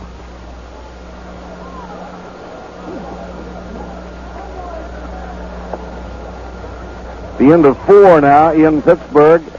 The Cubs 5 and the Pirates 1. Worked the outside corner for a strike call to Chris Speier, 1-2. Ferguson Jenkins pitching for the Cubs. Cubs will be here at Shea Stadium on Tuesday night. A 2-game series that will wrap the 8-game homestand for the New York Mets. Now way outside, it's 2-2. Dick Ruthven against Andy Rincon in St. Louis, where the Cardinals are riding a 7-game win streak. Phillies and Cardinals 1-1. They're playing in the third. The 2-2 delivery. And a half swing did he go through. Stearns wants it checked out. Strike 3. Called out by first base umpire Eric Gregg. 4th strikeout for Jesse Orozco. 2 outs and nobody on. It'll bring up the pitcher, Charlie Lea. The Braves later today in the Astrodome trying for their 11th straight. Joe Cali against Bob Nepper. Nepper can really be tough. The Dodgers are in San Diego. The Padres trying to sweep a 4-game series. Bob Welch against Tim Lawler, a left-hander. Tom Seaver starting for the first time this year. The Reds are in San Francisco. And a line drive base hit through the middle. So Charlie Lea has 2 for 2 and a walk. That is the 10th hit of the game for Montreal. Time call while they take the warm-up blazer out to the pitcher, Charlie Lea. At the end of 5.5 in Detroit, it's Detroit 2 and the Yankees nothing. Dave Righetti pitching against Dan Petrie. The White Sox with a 7-game winning streak. They are undefeated. Leading Baltimore 3-0 after 1 inning. Scotty McGregor against an all-time Met favorite, Jerry Kuzman. Rangers got 3 off Pete Vukovich in the first at Milwaukee. Cleveland 5, Kansas City nothing at the end of 3. Toronto 2, Boston nothing at Fenway Park in the 4th inning. Now here is Tim Raines. He has 1 for 3 and 5 for 11 in the series. Raines, a switch hitter, batting right-handed. He's now hitting at 219. Fastball high and away. 2 balls and no strikes. In a way, you don't mind having the pitcher on base when Raines comes up. Raines gets on. He's almost a cinch to try and steal second. He'll usually make it. Now Orozco from the stretch. High and outside. It's ball 3. Now Jeske is in danger of walking Tim Raines. And if he does so, it brings up Rodney Scott. Pete Falcone loosening in the bullpen. He's maybe just tuning up for his next start. And Charlie Poleo is warming up. The 3-0 pitch. And a strike called. It's 3-1.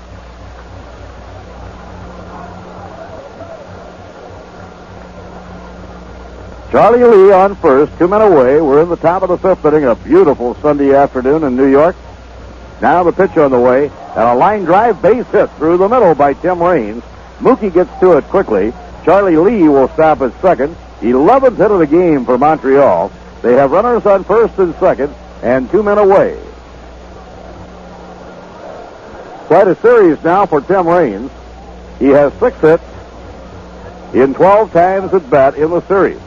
And as we mentioned earlier, when they arrived to open this 3-game series, his bat had been ice cold at that point. Time taken, Dave Kingman and John Stearns meet at the mound to chat with Jesse Orozco. Jesse has been in the game since the 1st inning.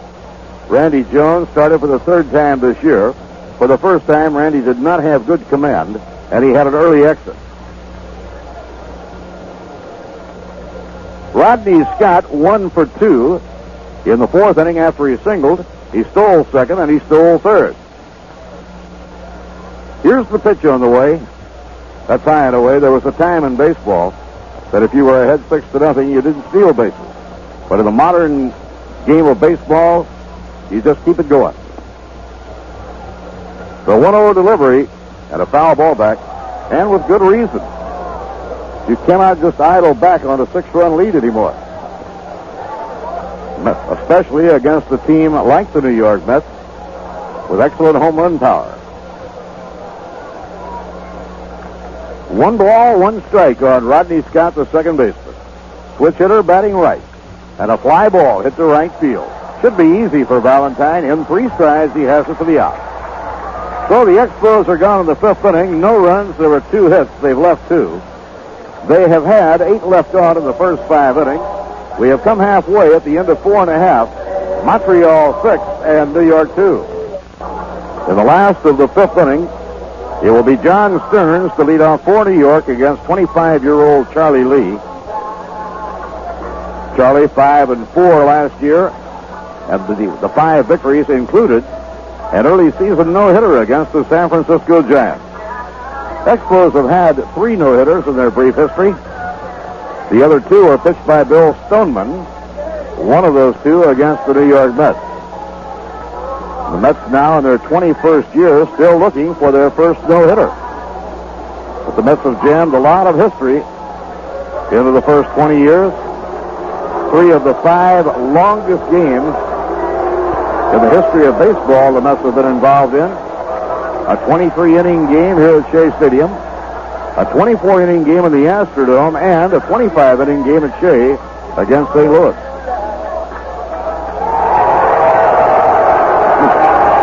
A couple of young men wearing Ranger T-shirts appearing on the Diamond Vision board. You get a mixed reaction. The same would have been true if it had been an Islander shirt. Game 3, the Rangers and Islanders tonight on Ranger Ice. John Stearns batting against Charlie Lea. And an off-speed delivery for a call strike. Montreal with a 4-run lead. Mets got on the board on a mammoth home run by Dave Kingman in the 4th inning. Low and outside, Stearns lays off. 1 ball and 1 strike.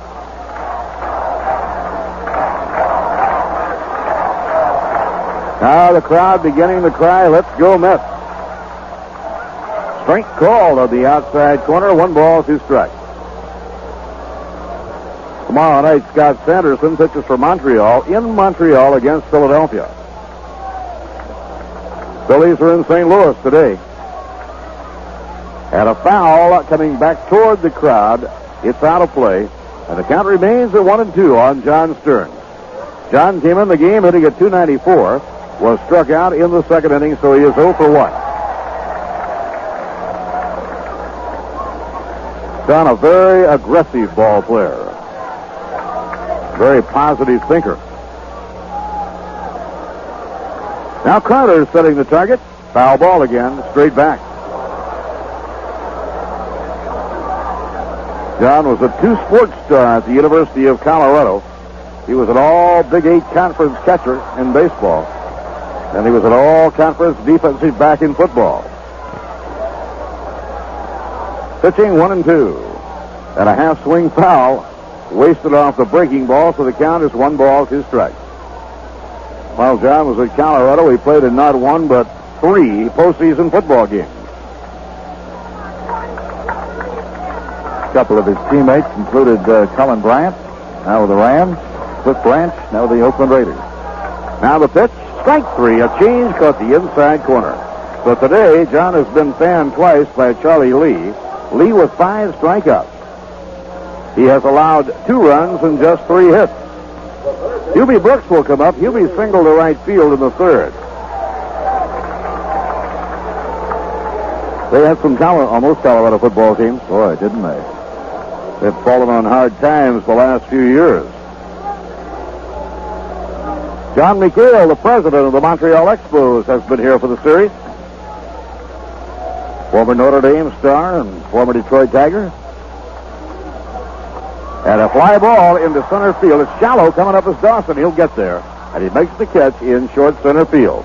So Hubie out on 1 pitch, a fly to short center. 2 outs and nobody on in the home 5th inning. And Tom Veryzer is the batter. Got a Hall of Famer, Duke Snyder, to our right. Another Hall of Famer, Ralph Kiner, to our left. Manning the television and radio booth.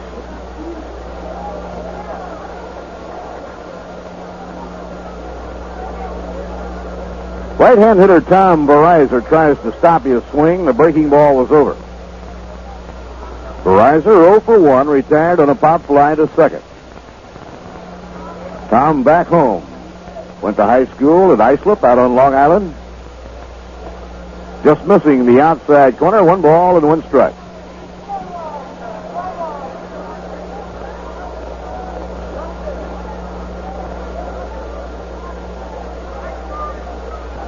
The semi no wind-up type delivery by Charlie Lea, and a fastball in for a call strike. Charlie can throw hard. Falcone and Paleo continue to work in the New York Mets bullpen. Veryzer get on. The pitcher, Orozco, would be due up. Now the 1-2 delivery, and a ground ball base hit down the right field lane. Rolls into foul ground. Veryzer around first, and he'll go to second standing. The ball disappears into the grandstand for a ground rule double. So Veryzer hitting it late, but he hit it hard between Oliver and the bag. It wound up going into foul ground and jumping into the stands, a ground rule double. Now Jorgensen will come out to hit for Jesse Orozco.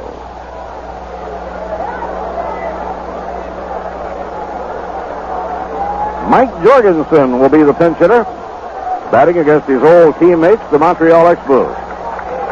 Mike came up through the Mets organization, broke into the major leagues with the New York Mets, then was traded to Montreal for Rusty Staub. Mike had some good years with the Expos. Your attention, boys. From the Mets, batting for Roscoe, number 22, Mike Jorgensen. This will be the third time that Mike has been a pinch hitter of this series. Previous 2 times as a pinch hitter, he has been walked. He would love to get a base hit right here and move the Mets a little bit closer. Now the pitch on the way, and a squib that goes foul to the right. It is strike 1. Mets trailing by 4 runs, 6-2. Montreal got 4 in the first and 2 in the second. Andre Dawson and Gary Carter have knocked in all 6 of the Montreal runs. Both men have homered. For New York, Dave Kingman, a tremendous 2-run homer. Veryzer, a leadoff second. Breaking ball outside and low. 1 ball, 1 strike to Mike Jorgensen. George Bamberger will have his third pitcher in the game when the Expos bat in the 6th inning.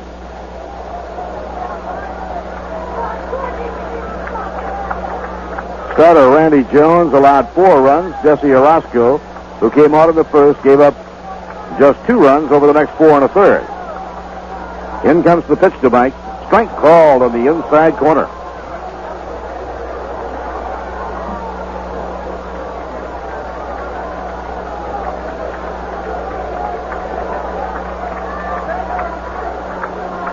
Charlie Lea, the right-hander out of Memphis, Tennessee, with a count of 1-2 on Jorgensen.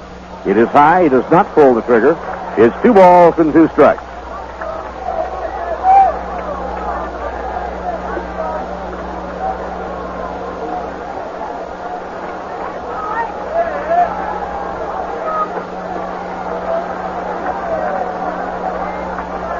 Even count of 2-2 on Mike Jorgensen. They play Mike as a pull hitter in the outfield. Andre Dawson swings over to right center, and a swing and a miss. He struck him out. 6 strikeouts for Charlie Lea. No runs, a double, and a man left. At the end of 5 at Shea in the rubber game of this 3-game series, Montreal 6 and New York 2.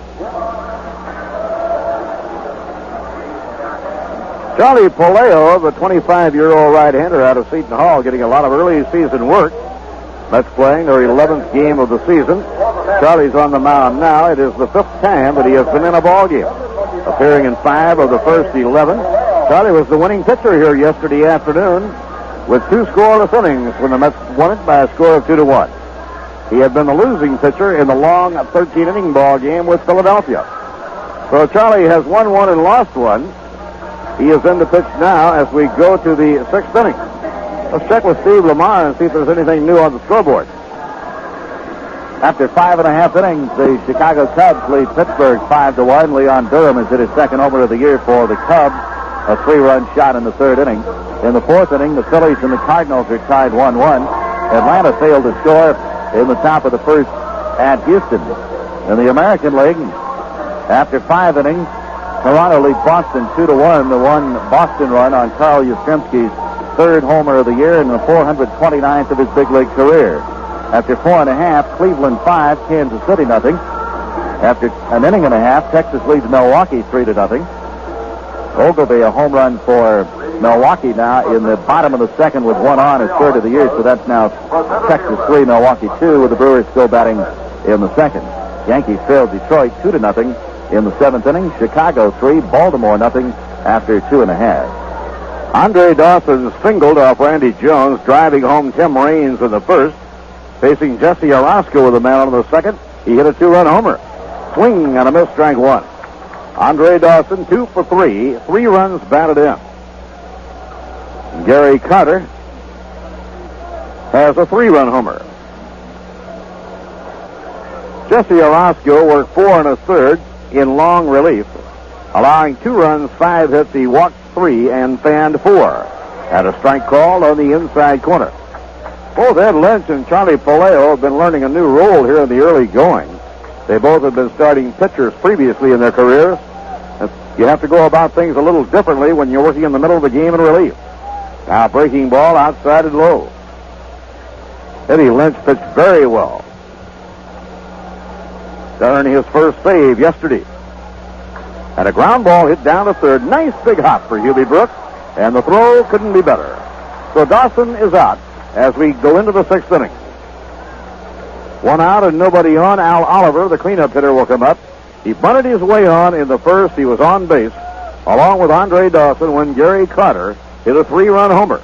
That made the score 4-0 Montreal. Al Oliver. Al Oliver, his 14th Major League season. A strike call to the outside corner. He's still a very young-looking Al Oliver. Mookie Wilson, a couple of strides to right center against Oliver. And on the outside corner, a strike call. Good-looking pitch by Charlie Palaio. Oliver beat the Mets in the first game of the series with a 9th inning home run off Jesse Orozco. Now the 2-strike delivery. Low, outside, 1 ball, 2 strikes. That's hoping the bullpen can keep Montreal in check to give the bats a chance to bring the game back. And a swing and a miss struck him out. Good off-speed breaking ball by Charlie Palaio. So Charlie has fanned the cleanup batter, Al Oliver. 2 outs and nobody on, and Gary Carter will bat. He hit a 3-run homer in the first, and since then has walked twice.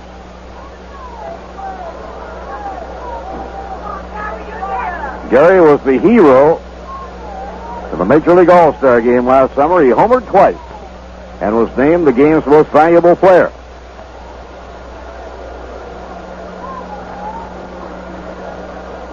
Gary Carter has one of the very best contracts in baseball. Recently put together and finalized.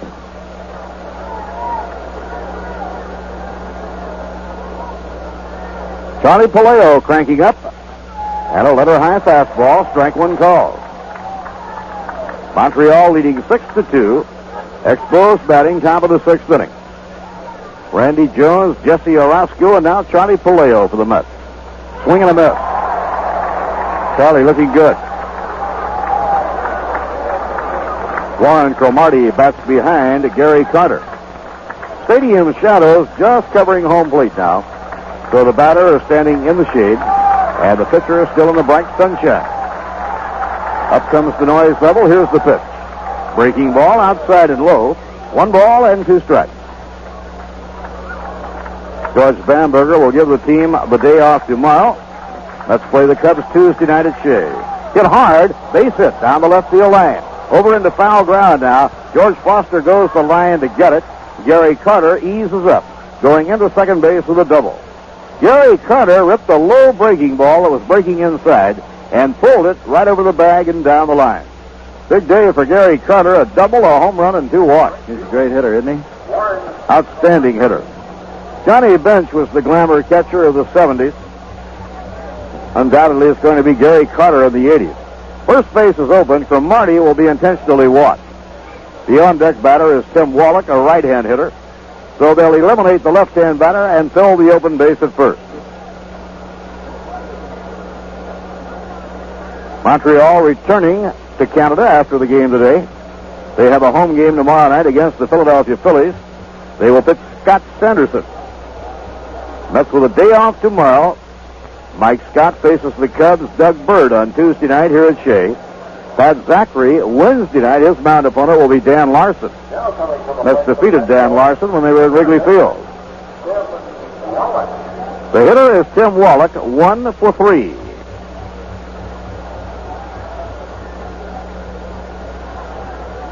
Everybody in the Montreal lineup with at least one hit except for Cromartie. Swing and a miss on a good slider, strike 1. Montreal 6 runs, 12 hits. New York 2 runs on 4 hits. Montreal has had 8 left on. And they have a chance to leave 2 more right here. They left 11 on base in yesterday's game. And our line drive hit softly into center field, a base hit. Carter around third. He will score. Mookie is throwing to third. It will not be in time. It breaks off the glove of Hubie Brooks. And into second base on the throw goes Tim Wallach. And Montreal has a 5-run lead at 7-2. So the strategy backfires as Wallach singles to center field. Give an RBI to third baseman Tim Wallach. Mookie threw to third. That broke off the glove of Hubie Brooks. However, there is no error on the play. Wallach goes into second on the throw.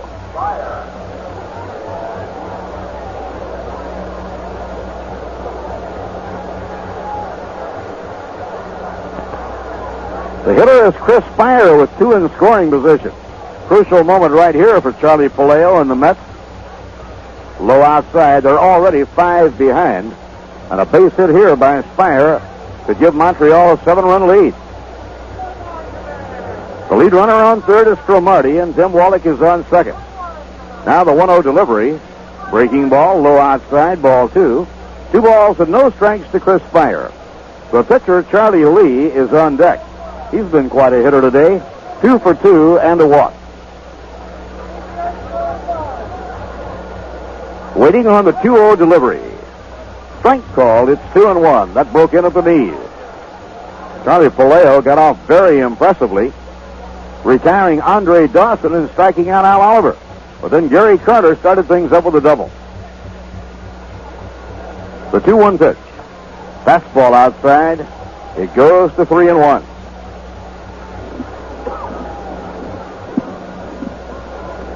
So a walk to Speier would load the bases and bring up Charlie Lea, the pitcher. 3-1 delivery. A call strike. It's 3-2. 11-year veteran Chris Speier played only 1 year in the minor leagues and then joined the San Francisco Giants and made their ball club. Pitching 3-2. And a bouncing ball back to the mound, stabbed by Charlie Lea. He throws to Kingman, and that retires the side. So the Expos get 1 run. There were 2 hits, and they left 2. They now have left 10 in 6 innings. At the end of 5.5 innings, it's now Montreal 7 and New York 2. We're in the middle of the 6th inning with the Mets ready to come to bat, and they trail by 5 runs. The only Mets scoring today came in the 4th on a 2-run homer by Dave Kingman. Top of the batting order, Mookie Wilson will lead off in the last of the 6th inning. It'll be Mookie, Bob Bailor, and George Foster. That's obviously in need of a big inning. For Charlie Lea, his first start, getting solid batting support. We pause for station identification. This is the New York Mets Baseball Network. 97 FM, WMVQ, Amsterdam.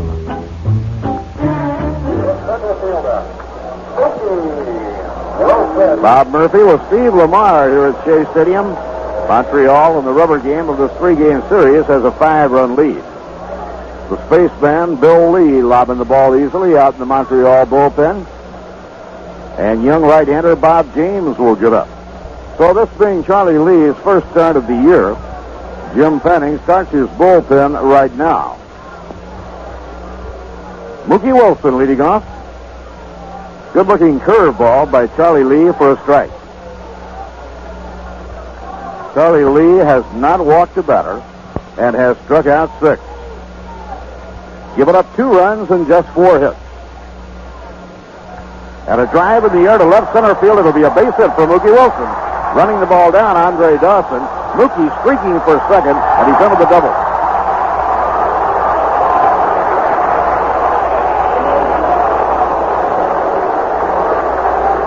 The It's exciting to watch Mookie Wilson when he turns that speed on, when he has an extra base hit in the works. He lined it to the gap in left center. Andre Dawson got to it on about the second hop, but he had no chance at all, Steve, to get Mookie. That's amazing. It really is. If you don't get to that ball in a hurry in the outfield, Mookie's going to at least be at second base. Bob Bailor is hitting second in the order. Bailor hit one off the end of the bat, blooped it into right for a base hit in the fourth, and Bailor was on base when Dave Kingman hit one almost out of sight. Crowd yelling, "Let's go Mets." Charlie Lea misses inside, 1 ball and no strike. Mets trying to collect some momentum now here in the bottom half of the 6th inning. George Foster loosening up in the on-deck circle. Then it is Dave Kingman. Montreal with the bullpen up now. Bill Lee, the left-hander. Bob James, the right-hander. The 1-0 delivery and a swing and a miss as he took something off on the pitch and fooled Bobby Bailor. 1 ball and 1 strike. Tim Wallach playing even with the bag wide of the line at third. Al Oliver a couple of steps behind the bag at first. The center fielder Andre Dawson a couple of strides the opposite way to right center. And a ground ball slowly hits. Speier grabs the hop, and the throw to first is in time for the out. Mookie has to hold at second. That ground ball was hit right in front of him. George Foster. George has been held in check in this series so far. 1 hit in 10 times at bat. Kingman had been held in check until his last time at bat, and then he unloaded.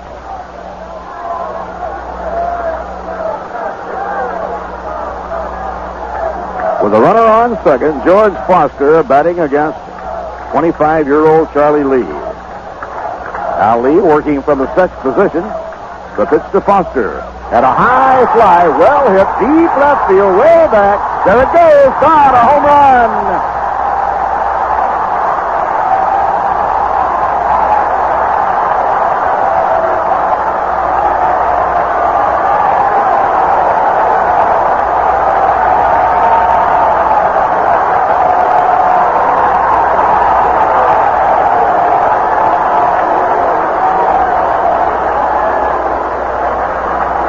It is now a 7-4 ball game. A 2-run homer by George Foster hit deep to left center field and far beyond the 371 mark. Sailing out into the picnic area for Foster, his 3rd home run. He now has 10 runs batted in. His previous home runs were of Dan Larson and Dickie Knowles of the Chicago Cubs. So Dave Kingman has 3 homers and 13 RBIs. George Foster now with 3 homers and 10 RBIs. Manager Jim Fanning has sent Galen Cisco, the pitching coach, out to the mound to kill some time for the bullpen and to give him a chance to talk it out with Charlie Lea. Bill Lee, the veteran southpaw, and Bob James, a young right-hander, on call with the Montreal bullpen. Such explosive power. A 2-run homer by Kingman, a 2-run homer by Foster. The Mets are getting back in the ball game. Now here's Dave Kingman. Both home runs have really been clouded. Never any doubt.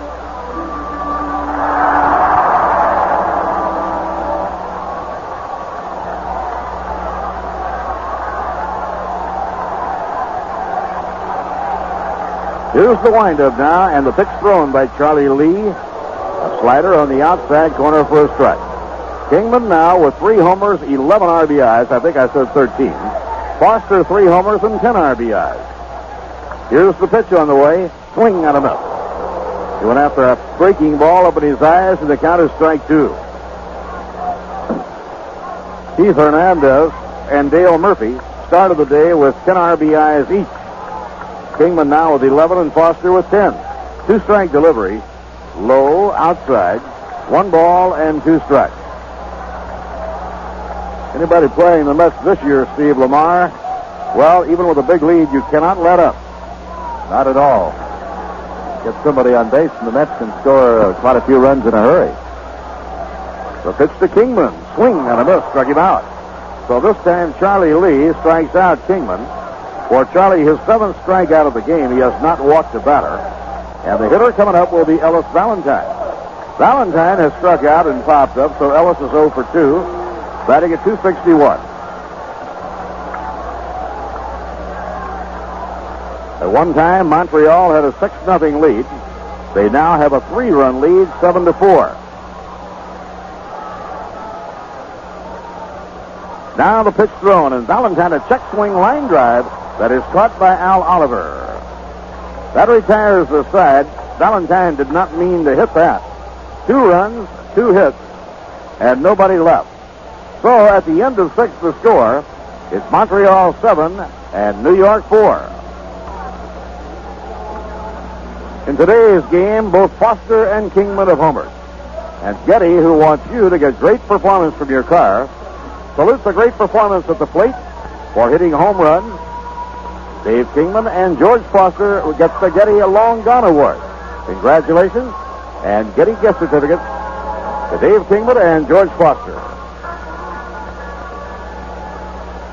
7th inning coming up now at Shea, and the Mets are back in this ball game, Mr. Steve Lamar. They are indeed. 2-run homer by Kingman in the bottom of the 4th. 2-run homer by George Foster in the bottom of the 6th. Montreal's lead now just 3 runs, 7-4. And we're going to get a pinch batter as Roland Office will come to the plate and bat for pitcher Charlie Lea.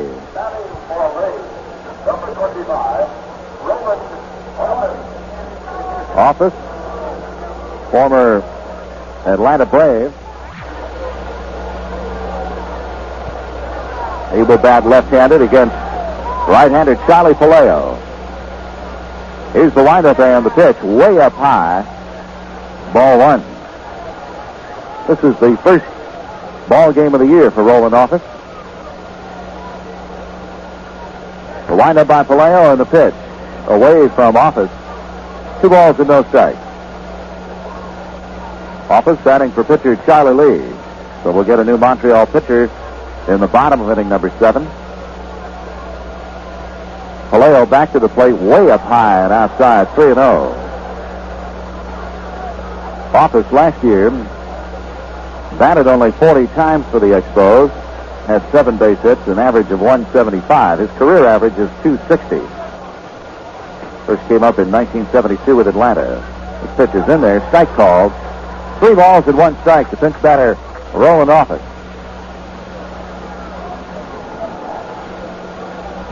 Palaio's pitch. Swinging a high fly ball hit to left center field.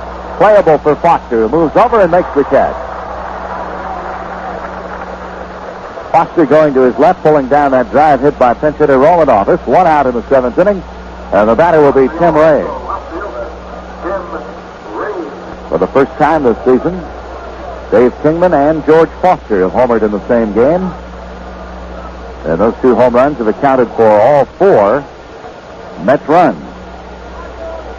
7-4 Montreal in the top of the 7th.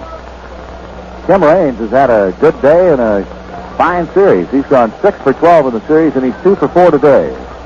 Here's the pitch. Swing and a miss, strike 1. Raines, a switch hitter, batting left-handed against Charlie Palaio. The paid crowd today, 27,126. 27126. And the pitch. Line past Kingman out into right field. Base hit for Tim Raines. Valentine comes up with it in a hurry. Raines takes a big turn and goes back to first. So Raines has his 3rd base hit of the afternoon and his 7th of the series. Steve Lamar, the Atlanta Braves got a run off Bob Nepper at the top of the 2nd.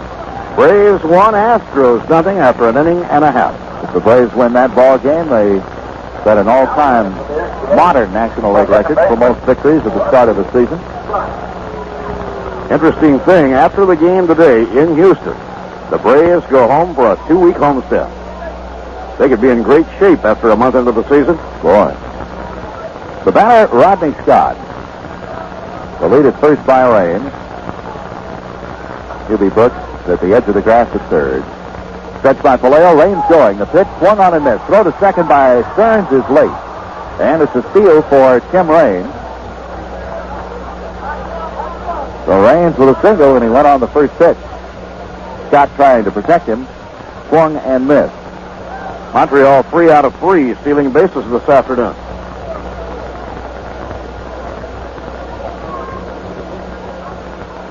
So Raines at second, the count 0-1 to Rodney Scott, and one away.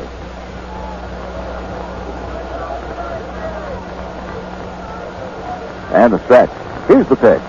Foul back to the screen, and it's 0-2 to Rodney Scott. Steve Pete Falcone is throwing in the bullpen. He threw earlier. I thought he was just tuning up. But George Bamberger might be planning to use him in relief. He was the starting pitcher Friday night and worked 6 innings.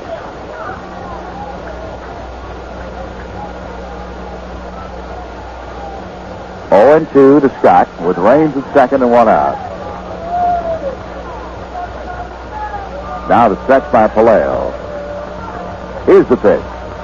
That is low for a ball. 1-2 to Rodney Scott. Well, this could be a situation where you could use Falcone. You got a day off tomorrow. He's not scheduled to pitch in the Cubs series. And then you have a day off Thursday before the long road trip. This was his day to throw on the sidelines anyhow. The pitch, fouled away by Scott. It's still 1-2. He pitched Friday night as the starting pitcher. Saturday would be the day he rested his arm. Today he would be throwing on the side anyhow, so many times the manager will figure on that day if he needs that pitcher for an inning, it's all right. The pitcher's spot scheduled to hit fourth in the bottom of the 7th. Plus the fact that next Thursday is also an open date. Scott and Zachary pitch the games Tuesday night and Wednesday night. Now Palaio's 1-2 pitch. Fly ball hit to left. Foster drifting back, getting there now, and pulling it down for the out. Raines back to second base. 2 outs now in the 7th inning. And the danger is Andre Dawson making his way to home plate. Dawson is 2 for 4. He has a homer and 3 RBIs, and he scored 2 runs today.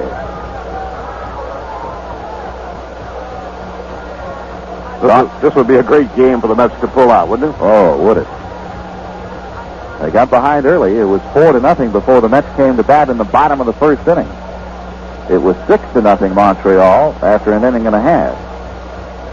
It is now 7-4. The Expos leading. Raines at second, 2 outs. Palaio's pitch to Dawson. Breaking ball fouled away over our heads. And it's strike 1, 0-1.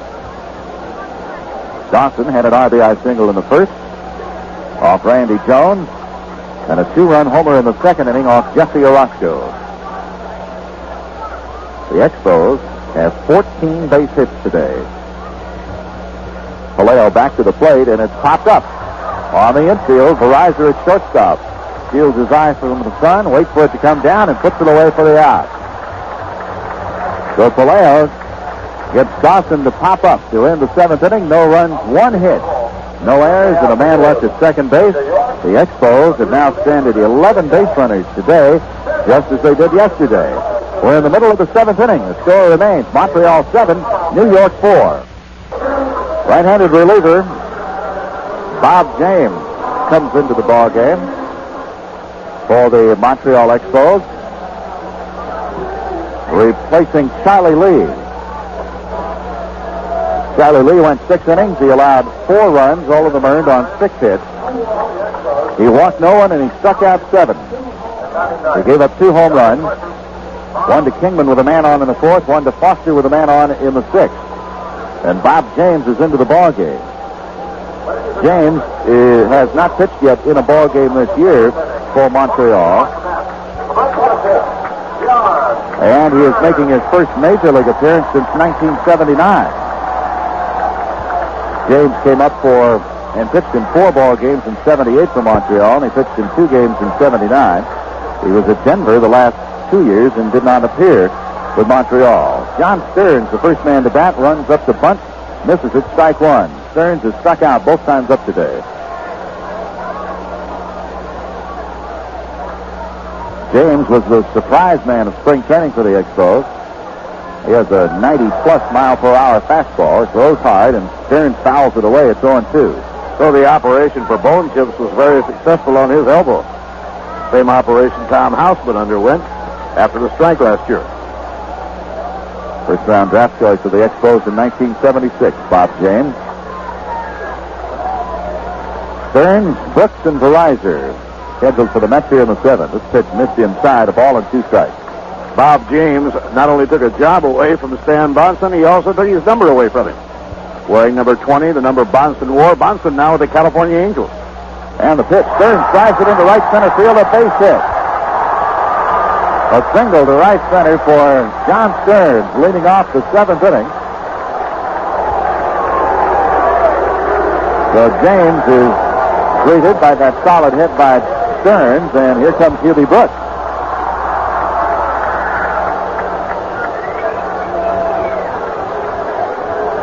Bob James, really a hard thrower and a strikeout pitcher. In his professional career, he has struck out 509 batters in 536 innings. Almost 1 per inning. That's impressive. It is. Hubie Brooks, 1 for 2 on the afternoon. He has hit safely in his last 7 ball games now. The pitch. Fastball, inside corner, called strike 1. The Mets now with 7 base hits on the day. The Expos have 14 hits today. Montreal leading 7-4, bottom of the 7th. Throw to first by James, and Stearns dives back to the bag. Bill Lee is up in the Montreal bullpen just in case Bob James should falter. Montreal once led in this game 6-0. Throw to first again by the big right-hander Bob James, not in time.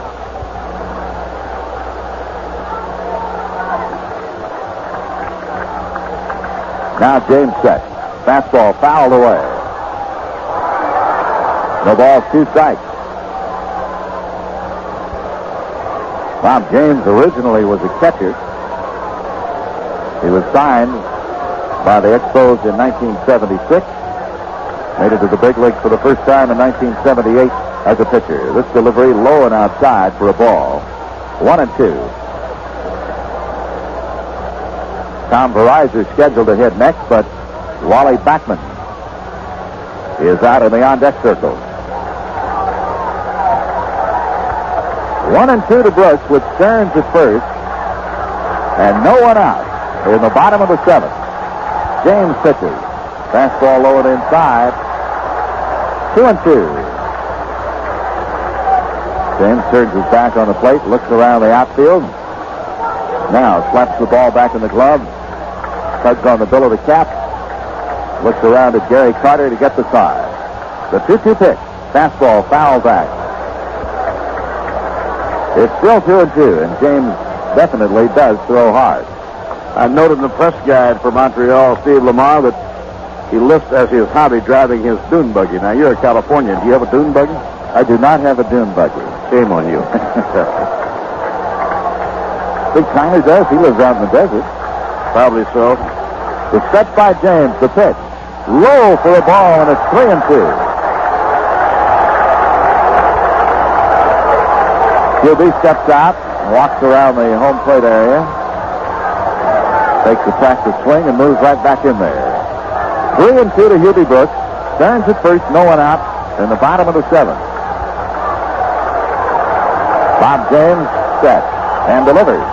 There's a drive out in the left center field. Moving over Dawson on the run, and he dives. Did he make the catch? He says he did, and he did. Stearns going back to first, and Brooks is out of there. A great diving catch by Dawson. Fantastic play by Andre Dawson. As good as we will see, I am sure, all year long. You can't make him any better. He had to leave his feet, make the dive, and just as he was hitting the ground, he made the catch backhanded, rolled over, and John Stearns was absolutely frozen. He didn't know whether it was caught or not, and the umpires were not in a position to give him a quick call, and there was some concern as to whether Dawson might have hurt his wrist, because he had his hand down making the backhand stab as he hit the ground. What a play that was, and what a rally breaker. That's a game-saving catch, maybe. It could be. That ball was well hit. Now we will have Wally Backman up to bat for Tom Veryzer. Backman hitting left-handed against James. Stearns at first, 1 out. What a play by Dawson. Here's the pitch. In the dirt. Ball 1. Carter made a nice play on that. Both Stearns and Brooks have hit the ball hard against this right-hander, Bob James. And I guess that's why right now Jim Fanning wants Galen Cisco, the pitching coach, to get to the mound and talk things out with him. Montreal, after coming within a pitch of going to the World Series last season, unloaded 2 of the bullpen veterans. Elias Sosa is now with Detroit in the American League. Dan Bonson now with the California Angels. The stalwarts in the Montreal bullpen are Woody Fryman and Jeff Reardon. And young Bob James has moved up.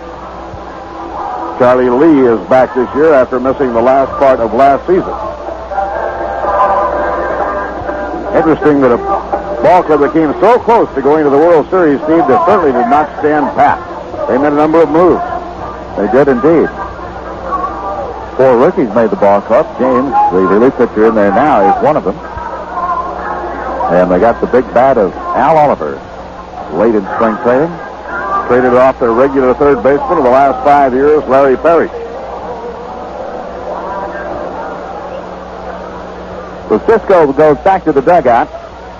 And with the count 1-0, James will pitch to pinch batter Wally Backman. Backman is hitting .333 for the Mets. He's had 6 base hits in 18 at bats. The delivery inside and by Carter, back to the backstop. Stearns goes to second. James uncorks a wild pitch, moving Stearns to second base.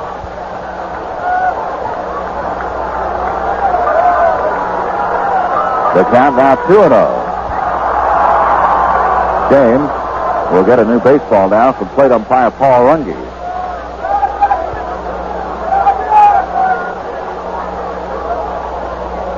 James now backs off the mound, goes to the infield grass, and goes to the mount.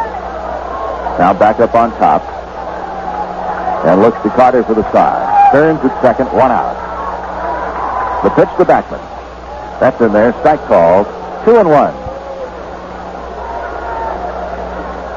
Mets pinch hitters this year have gone 3 for 16. Jorgensen stuck out as a pinch batter in the 5th inning. The delivery is swinging and a miss. So it's 2-2 to Backman. Pitcher Charlie Palaio scheduled to hit next. And he is out on deck. The pitch to Backman. Swing and a miss, strike 3. He's out of there. James fans Backman. And now here comes Rusty up out of the dugout. And Rusty Staub will bat for Charlie Palaio.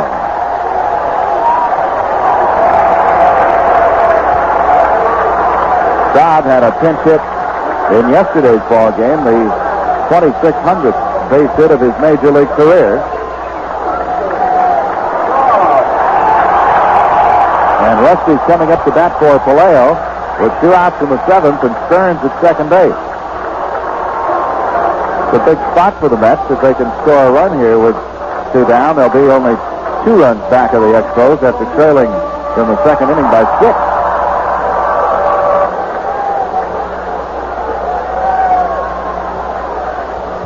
Staub has appeared only as a pinch hitter this year, and he's 2 for 5 with a run batted in. Trying to pick up Stearns now. John at second base. And rookie Bob James is at the belt. Here's the pitch to Staub. Fastball inside, ball 1. Rusty Staub batting for Palaio.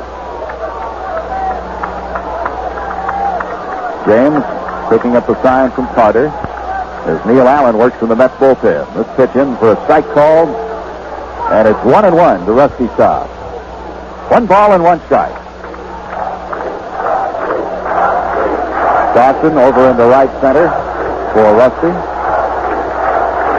Cromartie pulled a bit toward the line. This pitch in the dirt, blocked by Carter. Good play by Carter to block that ball, keep it in front of him, and to hold Stearns at second base.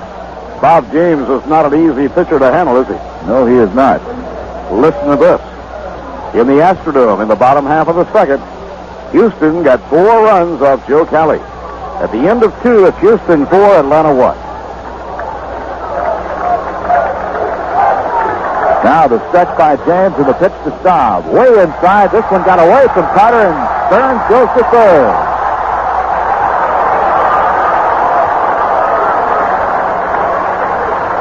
So another wild pitch charge to James. Stearns is at third base now with 2 away, and the count to Rusty is 3-1. The on-deck hitter is Mookie. Rusty's hitting, and Bob James is Rusty pitching. The pitch to Staub. Away and low, ball 4.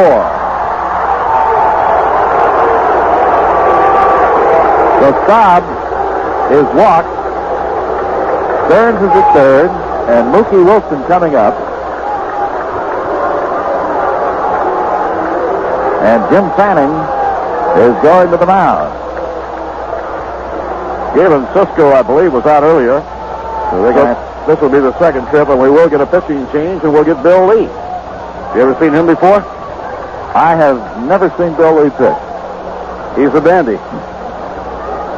Whereas James is a hard thrower who throws better than 90 miles per hour, Bill Lee relies on guile and a wide assortment of breaking pitches, and he can be very, very tough indeed. The veteran left-hander, the man they call the spaceman, Bill Lee, is coming in. He's a writer's delight. He comes up with quotes you cannot believe. He was talking about Gary Carter's new contract. Naturally, he had to relate it to the NASA program. And he said it cost NASA about $80 million to build that bionic arm that was attached to the spaceship Columbia. He said, we got a full player for only $15 million. That's our Bill Lee. We pause for station identification. This is the New York Mets Baseball Network. Number 37, Bill Lee. Bob Murphy with Steve Lamar. We're in the last of the seventh. The Expos lead by 3, 7-4. A pitching change has just been made by Jim Fanning after Bob James walked Rusty Staub.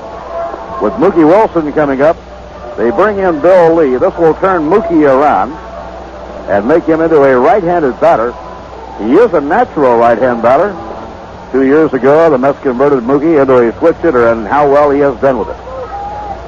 Mookie polished his skills as a left-hand batter before going on to spring training when he stopped off in Birmingham, Alabama, to work under the guidance of Harry the Hat Walker. Harry is just an absolute expert at helping a left-hand hitter who can run, teaching him how to hit the ball in the ground to the left side of the infield and leg him out.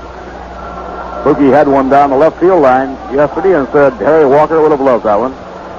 So we have an interesting ball game going. In the beginning, it looked like a blowout. The Mets have refused to be blown out, and they're applying some pressure right here, as Steve Lamar will tell you.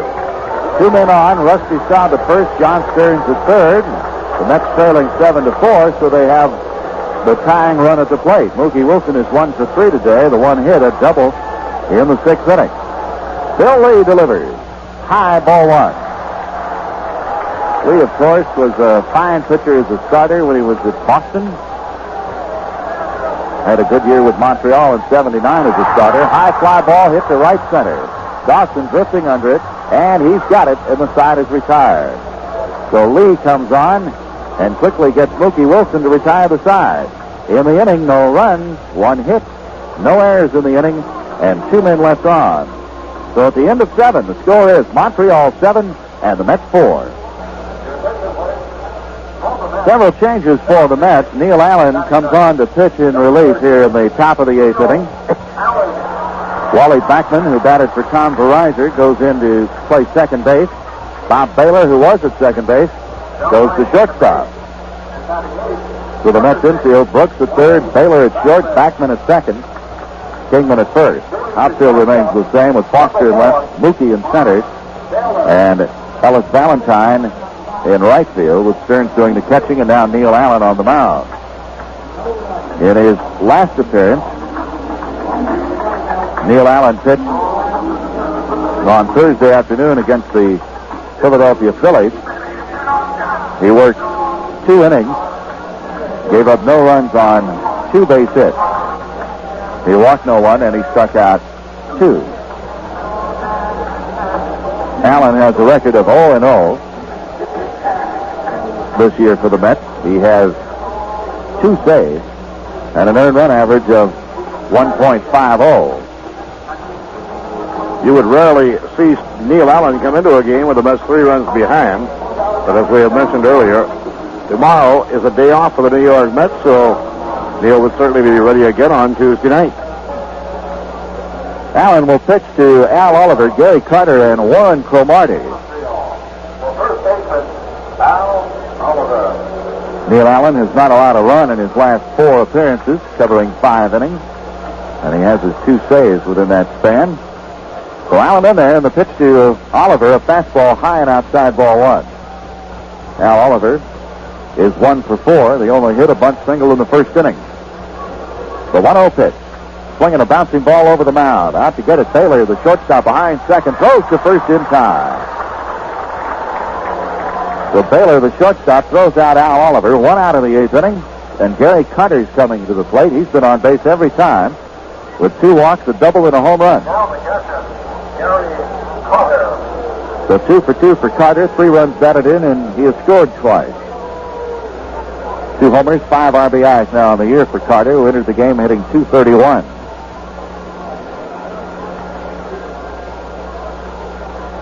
Allen winds and delivers way up high. That is ball 1 to Gary Carter. Carter has 4 base hits in 10 official at-bats in this series. Back to the plate comes Neil Allen, swinging a drive over the head of Bailor and out into left field. Base hit for Carter, and he is now 3 for 3. That is the 15th base hit of the day for the Expos.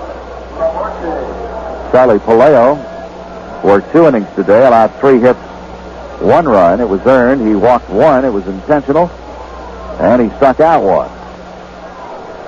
The batter is Warren Cromartie. 0 for 3 on the day. The pitch. High, ball 1. After 6 1/2, the Phillies lead St. Louis 3-2. Sparky Lyle is on in relief, and if he can save it, the Phillies will stop a 7-game win streak for St. Louis. Carter leads at first. The pitch to Cromartie ripped down the line in right field, and it goes foul. Out into the corner. The count, a ball and a strike to Cromartie. And a final score, our first of the afternoon in the National League in Pittsburgh. The Cubs, and they arrive here at Shea Tuesday night, defeated Pittsburgh 5-1. Ferguson Jenkins, 38 years of age, 22nd game. Now Allen pitches. There's a strike called, and it's 1-2. Warren Cromartie at the plate.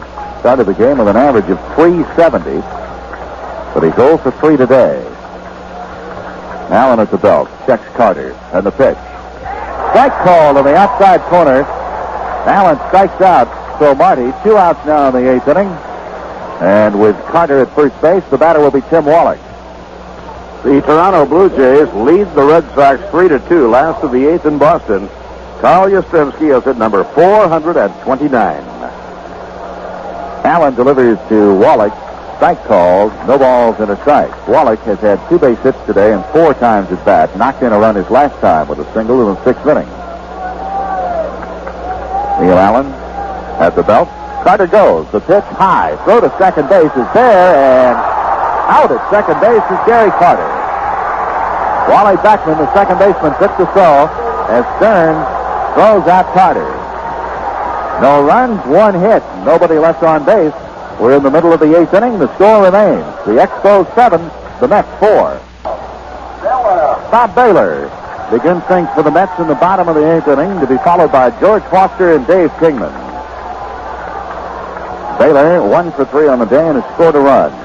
Started the game at second base. He's now playing shortstop, and the first pitch from Bill Lee is high, ball 1. The left-hander Lee back into the motion, and the delivery is driven out into right center field. Dawson moving over, and he's got it for the out. Bailor out on a line drive. The center fielder Andre Dawson in right center. 1 away, and the hitter is George Foster. He crunched a long 2-run homer his last time, his 3rd of the year, and the 251st home run of Foster's career.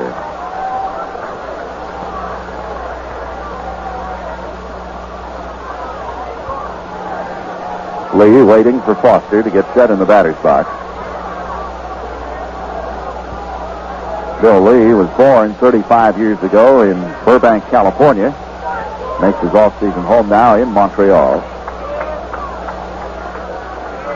He winds and throws to Foster. It missed away, ball one.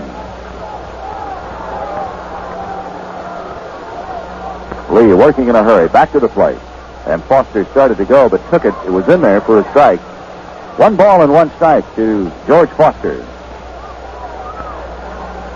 Bill Lee has been in the major league since 1969. He throws, and Foster fouls it away. On the first base side, out of play. A ball and 2 strikes to George Foster. Foster has knocked in 4 runs in this series, with only 2 base hits and 11 times up. Lee ready. The 1-2 pitch. Ground ball towards second baseman Rodney Scott. Right to him. Out into right field. An error on Rodney Scott. Routine ground ball, and it went right through him and out into right center. And that's why they put erasers on pencils. That is the first error of the day by the Expos. They committed 4 yesterday. The Expos now have committed 11 errors in their 8 ball games. St. Louis tied up Philadelphia 3-3. They go to the 8th inning. And Whitey Herzog has Bruce Sutter in the game now, trying to make it 8 straight. Here's Dave Kingman. Foster leads at first. And an off-speed delivery bounced foul by Kingman, strike 1. Kingman hit a 2-run homer in the 4th inning. He's 1 for 3. Kingman really had to wait for that slow butterfly type pitch by Bill Lee. He had time to hitch a couple of times, then swing. That one took forever to get to the plate. Oliver plays behind Foster at first. Pitch to Kingman, low and outside, ball 1. 1 ball, 1 strike. Kingman's home run in the 4th was a tremendous shot to left field. The 295th home run of his career. Bill Lee ready, the 1-1 pitch. Fastball missed away and low, 2-1. The Mets have been trailing all day. Montreal got 4 in the first, 2 in the second. It's now 7-4. Expos leading. Bottom of the 8th inning. Foster leads at first. The pitch to Kingman. Swing and a drive. Hit deep to left field. Forget it. Long gone. Home run. Dave Kingman.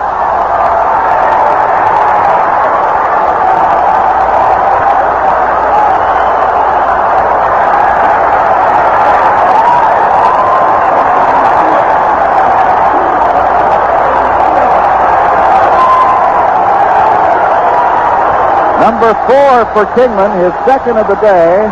It is now Montreal 7, the Mets 6. And Fanning is on his way to the mound. Jeff Reardon is in the bullpen now. What a day for Sky King. Dave Kingman. He now has 296 Major League home runs. And he hits the 296 in less than 10 and a half years. Bill Lee will leave.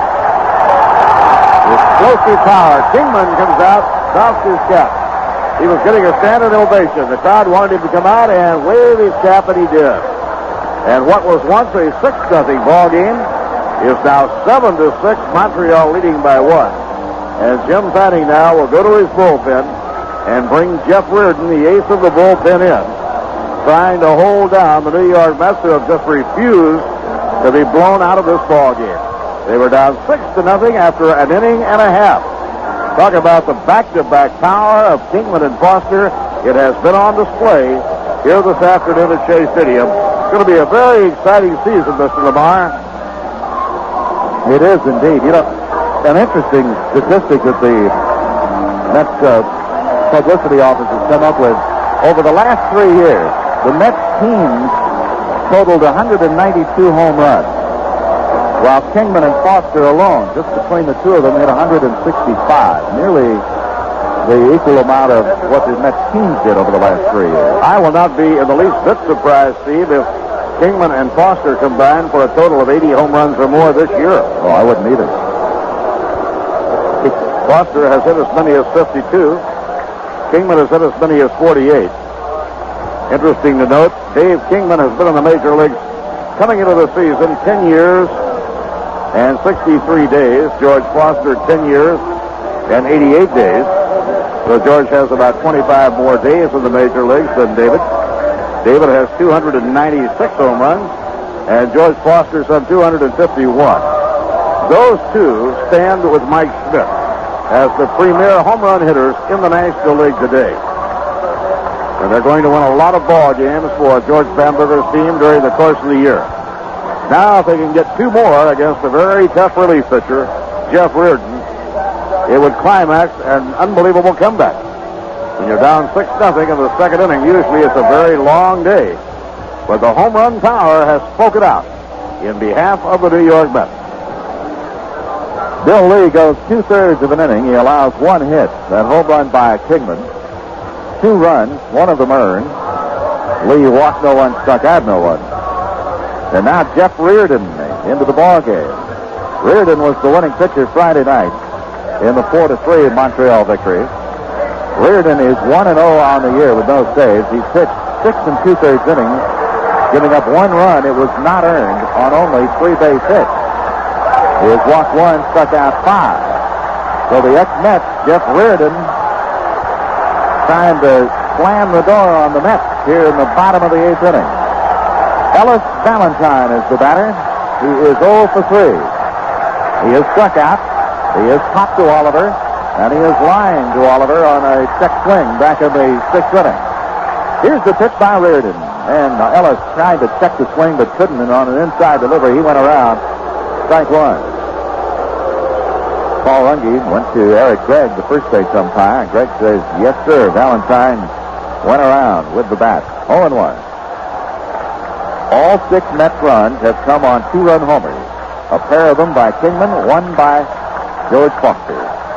0-1 pitch. Ground ball past Reardon, out towards shortstop. Speier has it near the bag, throws to first. In time for the out, and there are 2 down. So Valentine grounds to short, and the batter now is John Stearns. Reardon is the 4th pitcher of the day to be used by Montreal manager Jim Fanning. Looks like Montreal may wind up in still another 1-run ball game. Yes, indeed.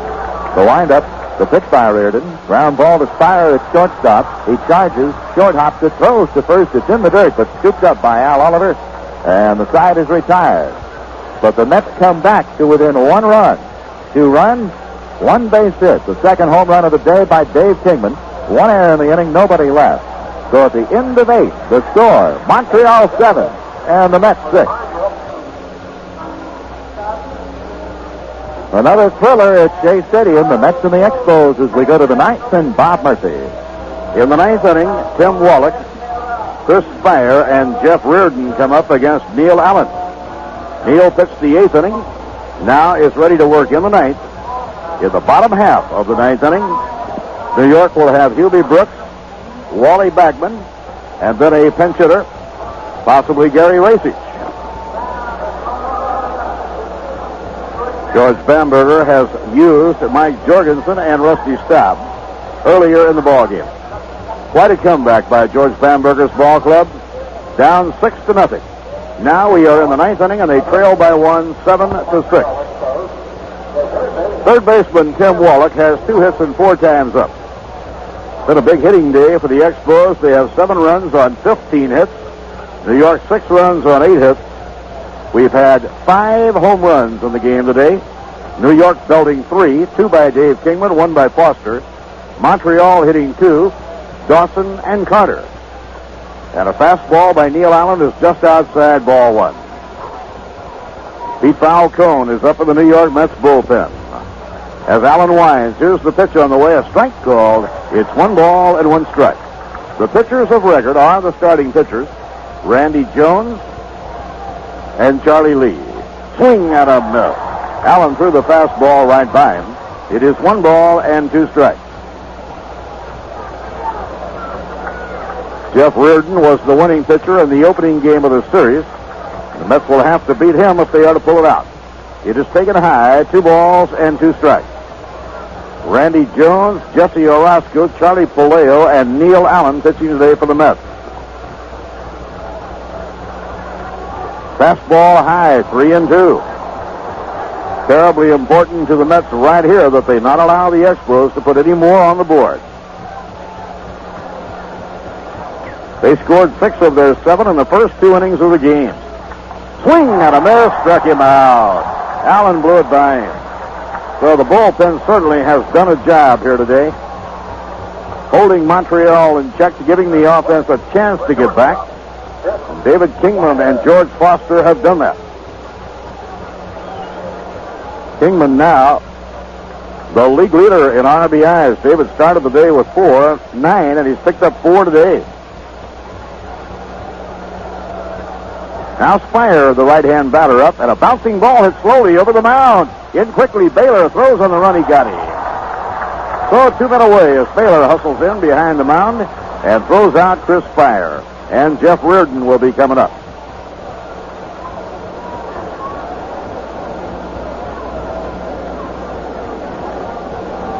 This will be Jeff's first time at bat. Following the game, Steve Lamar will have a complete rundown on the Major League scores on the Getty scoreboard. Good game going in St. Louis. The Phillies and Cardinals are tied. St. Louis riding a 7-game winning streak. Houston leading Atlanta 4-1 right now. Swing and a miss, strike 1. Houston had a 3-run lead night before last with Nolan Ryan. Atlanta came back to win it. Swing and a miss, strike 2. Neil Allen just throwing firepower now. A 2-strike count on Jeff Reardon. Now Neil checking it out with John Stearns. Here's the 2-strike delivery. Struck him out. Side retired. 3rd strikeout for Neil Allen. Oh, he's really throwing today. No runs, no hits, none left. In the middle of the 9th inning, it's still a Montreal 7 and New York 6. Talk about your banners showing imagination. Mets had the slogan, "The magic is back," the last couple of years. Young Mets fan has a banner that says, "The tragic is gone." Here we go, last of the 9th inning. Mets would love to pull this one out. They have come from so far behind. They were down 6-0 after an inning and a half. Dave Kingman has homered twice with a man on. George Foster has homered with a man on. And now as we hit the last of the 9th inning, the Mets are up against Jeff Reardon, trailing by 1 run. Reardon, one of the outstanding relief pitchers in the game. The Mets had Neil Allen and Jeff Reardon both working out of that bullpen late in the game. They needed some power hitting. They traded Jeff to Montreal to get Ellis Valentine. And they still, of course, have one of the very best in Neil Allen. Smile, you may be on Diamond Vision. You hear the reactions from the crowd every time they punch up a shot of a great-looking lady.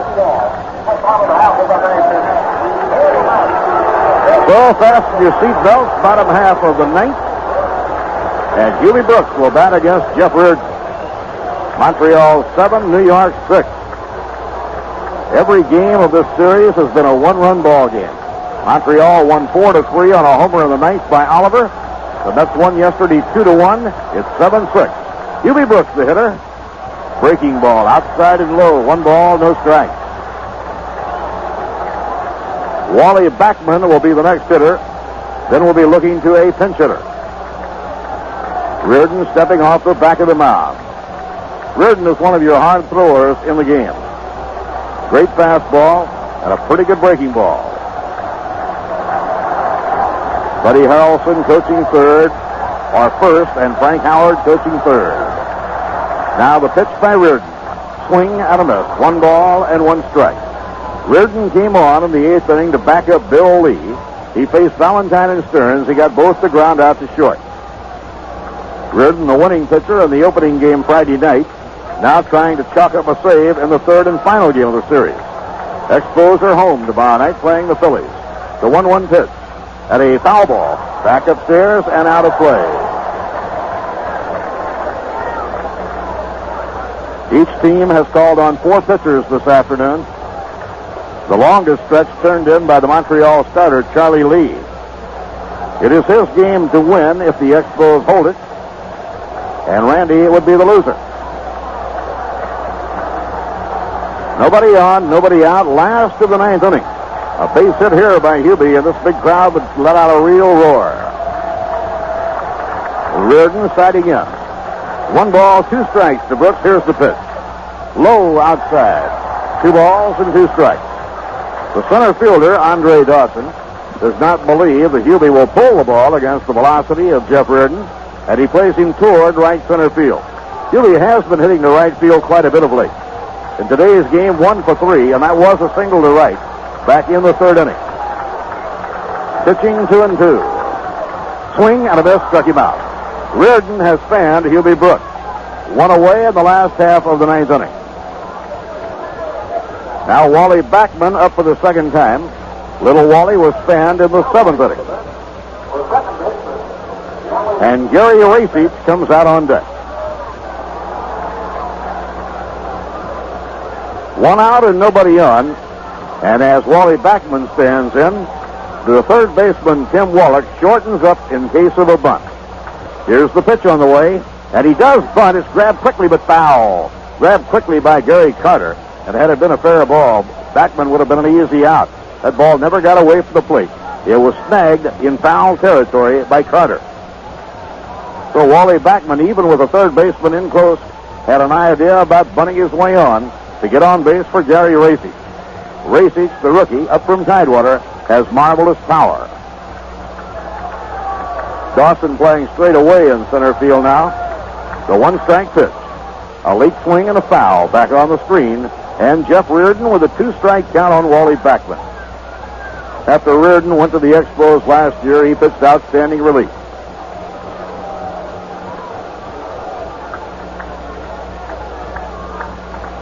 Jeff Reardon with a two-strike count on Wally Backman. Dawson moves more to left center now with Reardon out in front on Wally Backman. Al Oliver playing the line, though, behind the bag at first. The pitch. Way inside, a breaking ball. Not a wild pitch because there's nobody on. It almost hit him on the foot. Very close to hitting Wally Backman. At that point, Wally probably would have been happy to have that curveball nick him.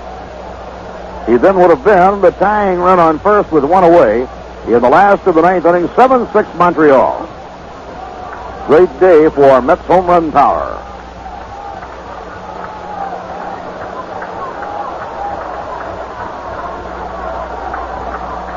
Reardon into his windup. Now the pitch on the way, and it's a high fly to left field. It should be easy. Rains the left fielder going toward the line, grabs it for the out. And the Mets are down to their last out, but it'll bring up Gary Racich. Gary was leading all of minor league baseball in home runs last year until he was suffered a broken wrist. And after the wrist mended, he went to Venezuela and hit 13 more. He can hit them out. He is a fastball hitter. He batted against Reardon Friday night and just struck him out.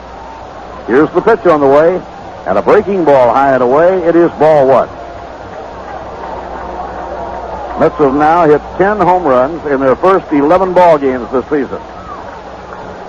The 1-0 delivery, swing and a foul back toward the press level. 1 ball, 1 strike to Gary Racich. The Mets have tomorrow off. Mike Scott opposes Doug Bird and the Chicago Cubs right here at Shea at 7:35 p.m. on Tuesday night. The outfield deep and around to right. Way inside, he tried to get his kitchen, and it's 2 balls and a strike to Gary Racich. They know that Racich has a fast bat, and even though Reardon, who throws with such heat, is on the mound, they're playing the outfield around to right, figuring that Racich can pull it. Reardon with a count of 2 balls and a strike. Now the pitch on the way, swing and a miss, and it's 2 balls and 2 strikes. Looked like a hard slider thrown by Jeff Reardon. It goes to 2-2 on Gary Racich. Mookie Wilson is the on-deck batter. Mets down 6-0, trailing 7-6, and down to their last strike in the bottom half of the ninth inning. Reardon trying to close it out for Montreal. Now the pitch. Fouled back on the screen. So the count stays at 2 balls and 2 strikes. Right fielder Warren Cromartie is set deep and over toward the right field corner. Dawson, the center fielder, around to right center. Stadium shadows have moved all the way out beyond second base. So both the pitcher and the hitter are in the shade. Pitching 2-2. It is high. Ball 3, 3-2. Gary Racich batting for Neil Allen. 2 good innings by Neil Allen. He was really popping it. So now it's 3-2 on Jerry Racich. Reardon sighting on his target. The noise level comes up. Here's the pitch on the way. Foul ball back on the screen, and he'll go after it again. Reardon getting a new ball from the plate umpire, Paul Runge. Circles the mound now as he works it up in his hand.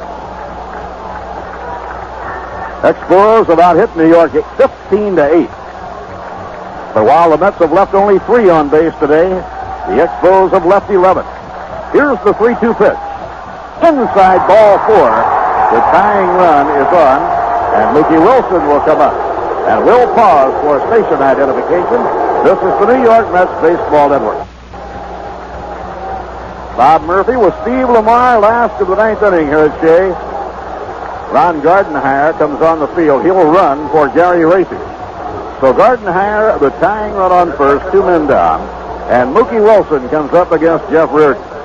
Jeff pitching very carefully against the home run power of Racich, and he walked him on 3-2 after Gary fouled a couple off. So now Gardenhire is in the game as a pinch runner.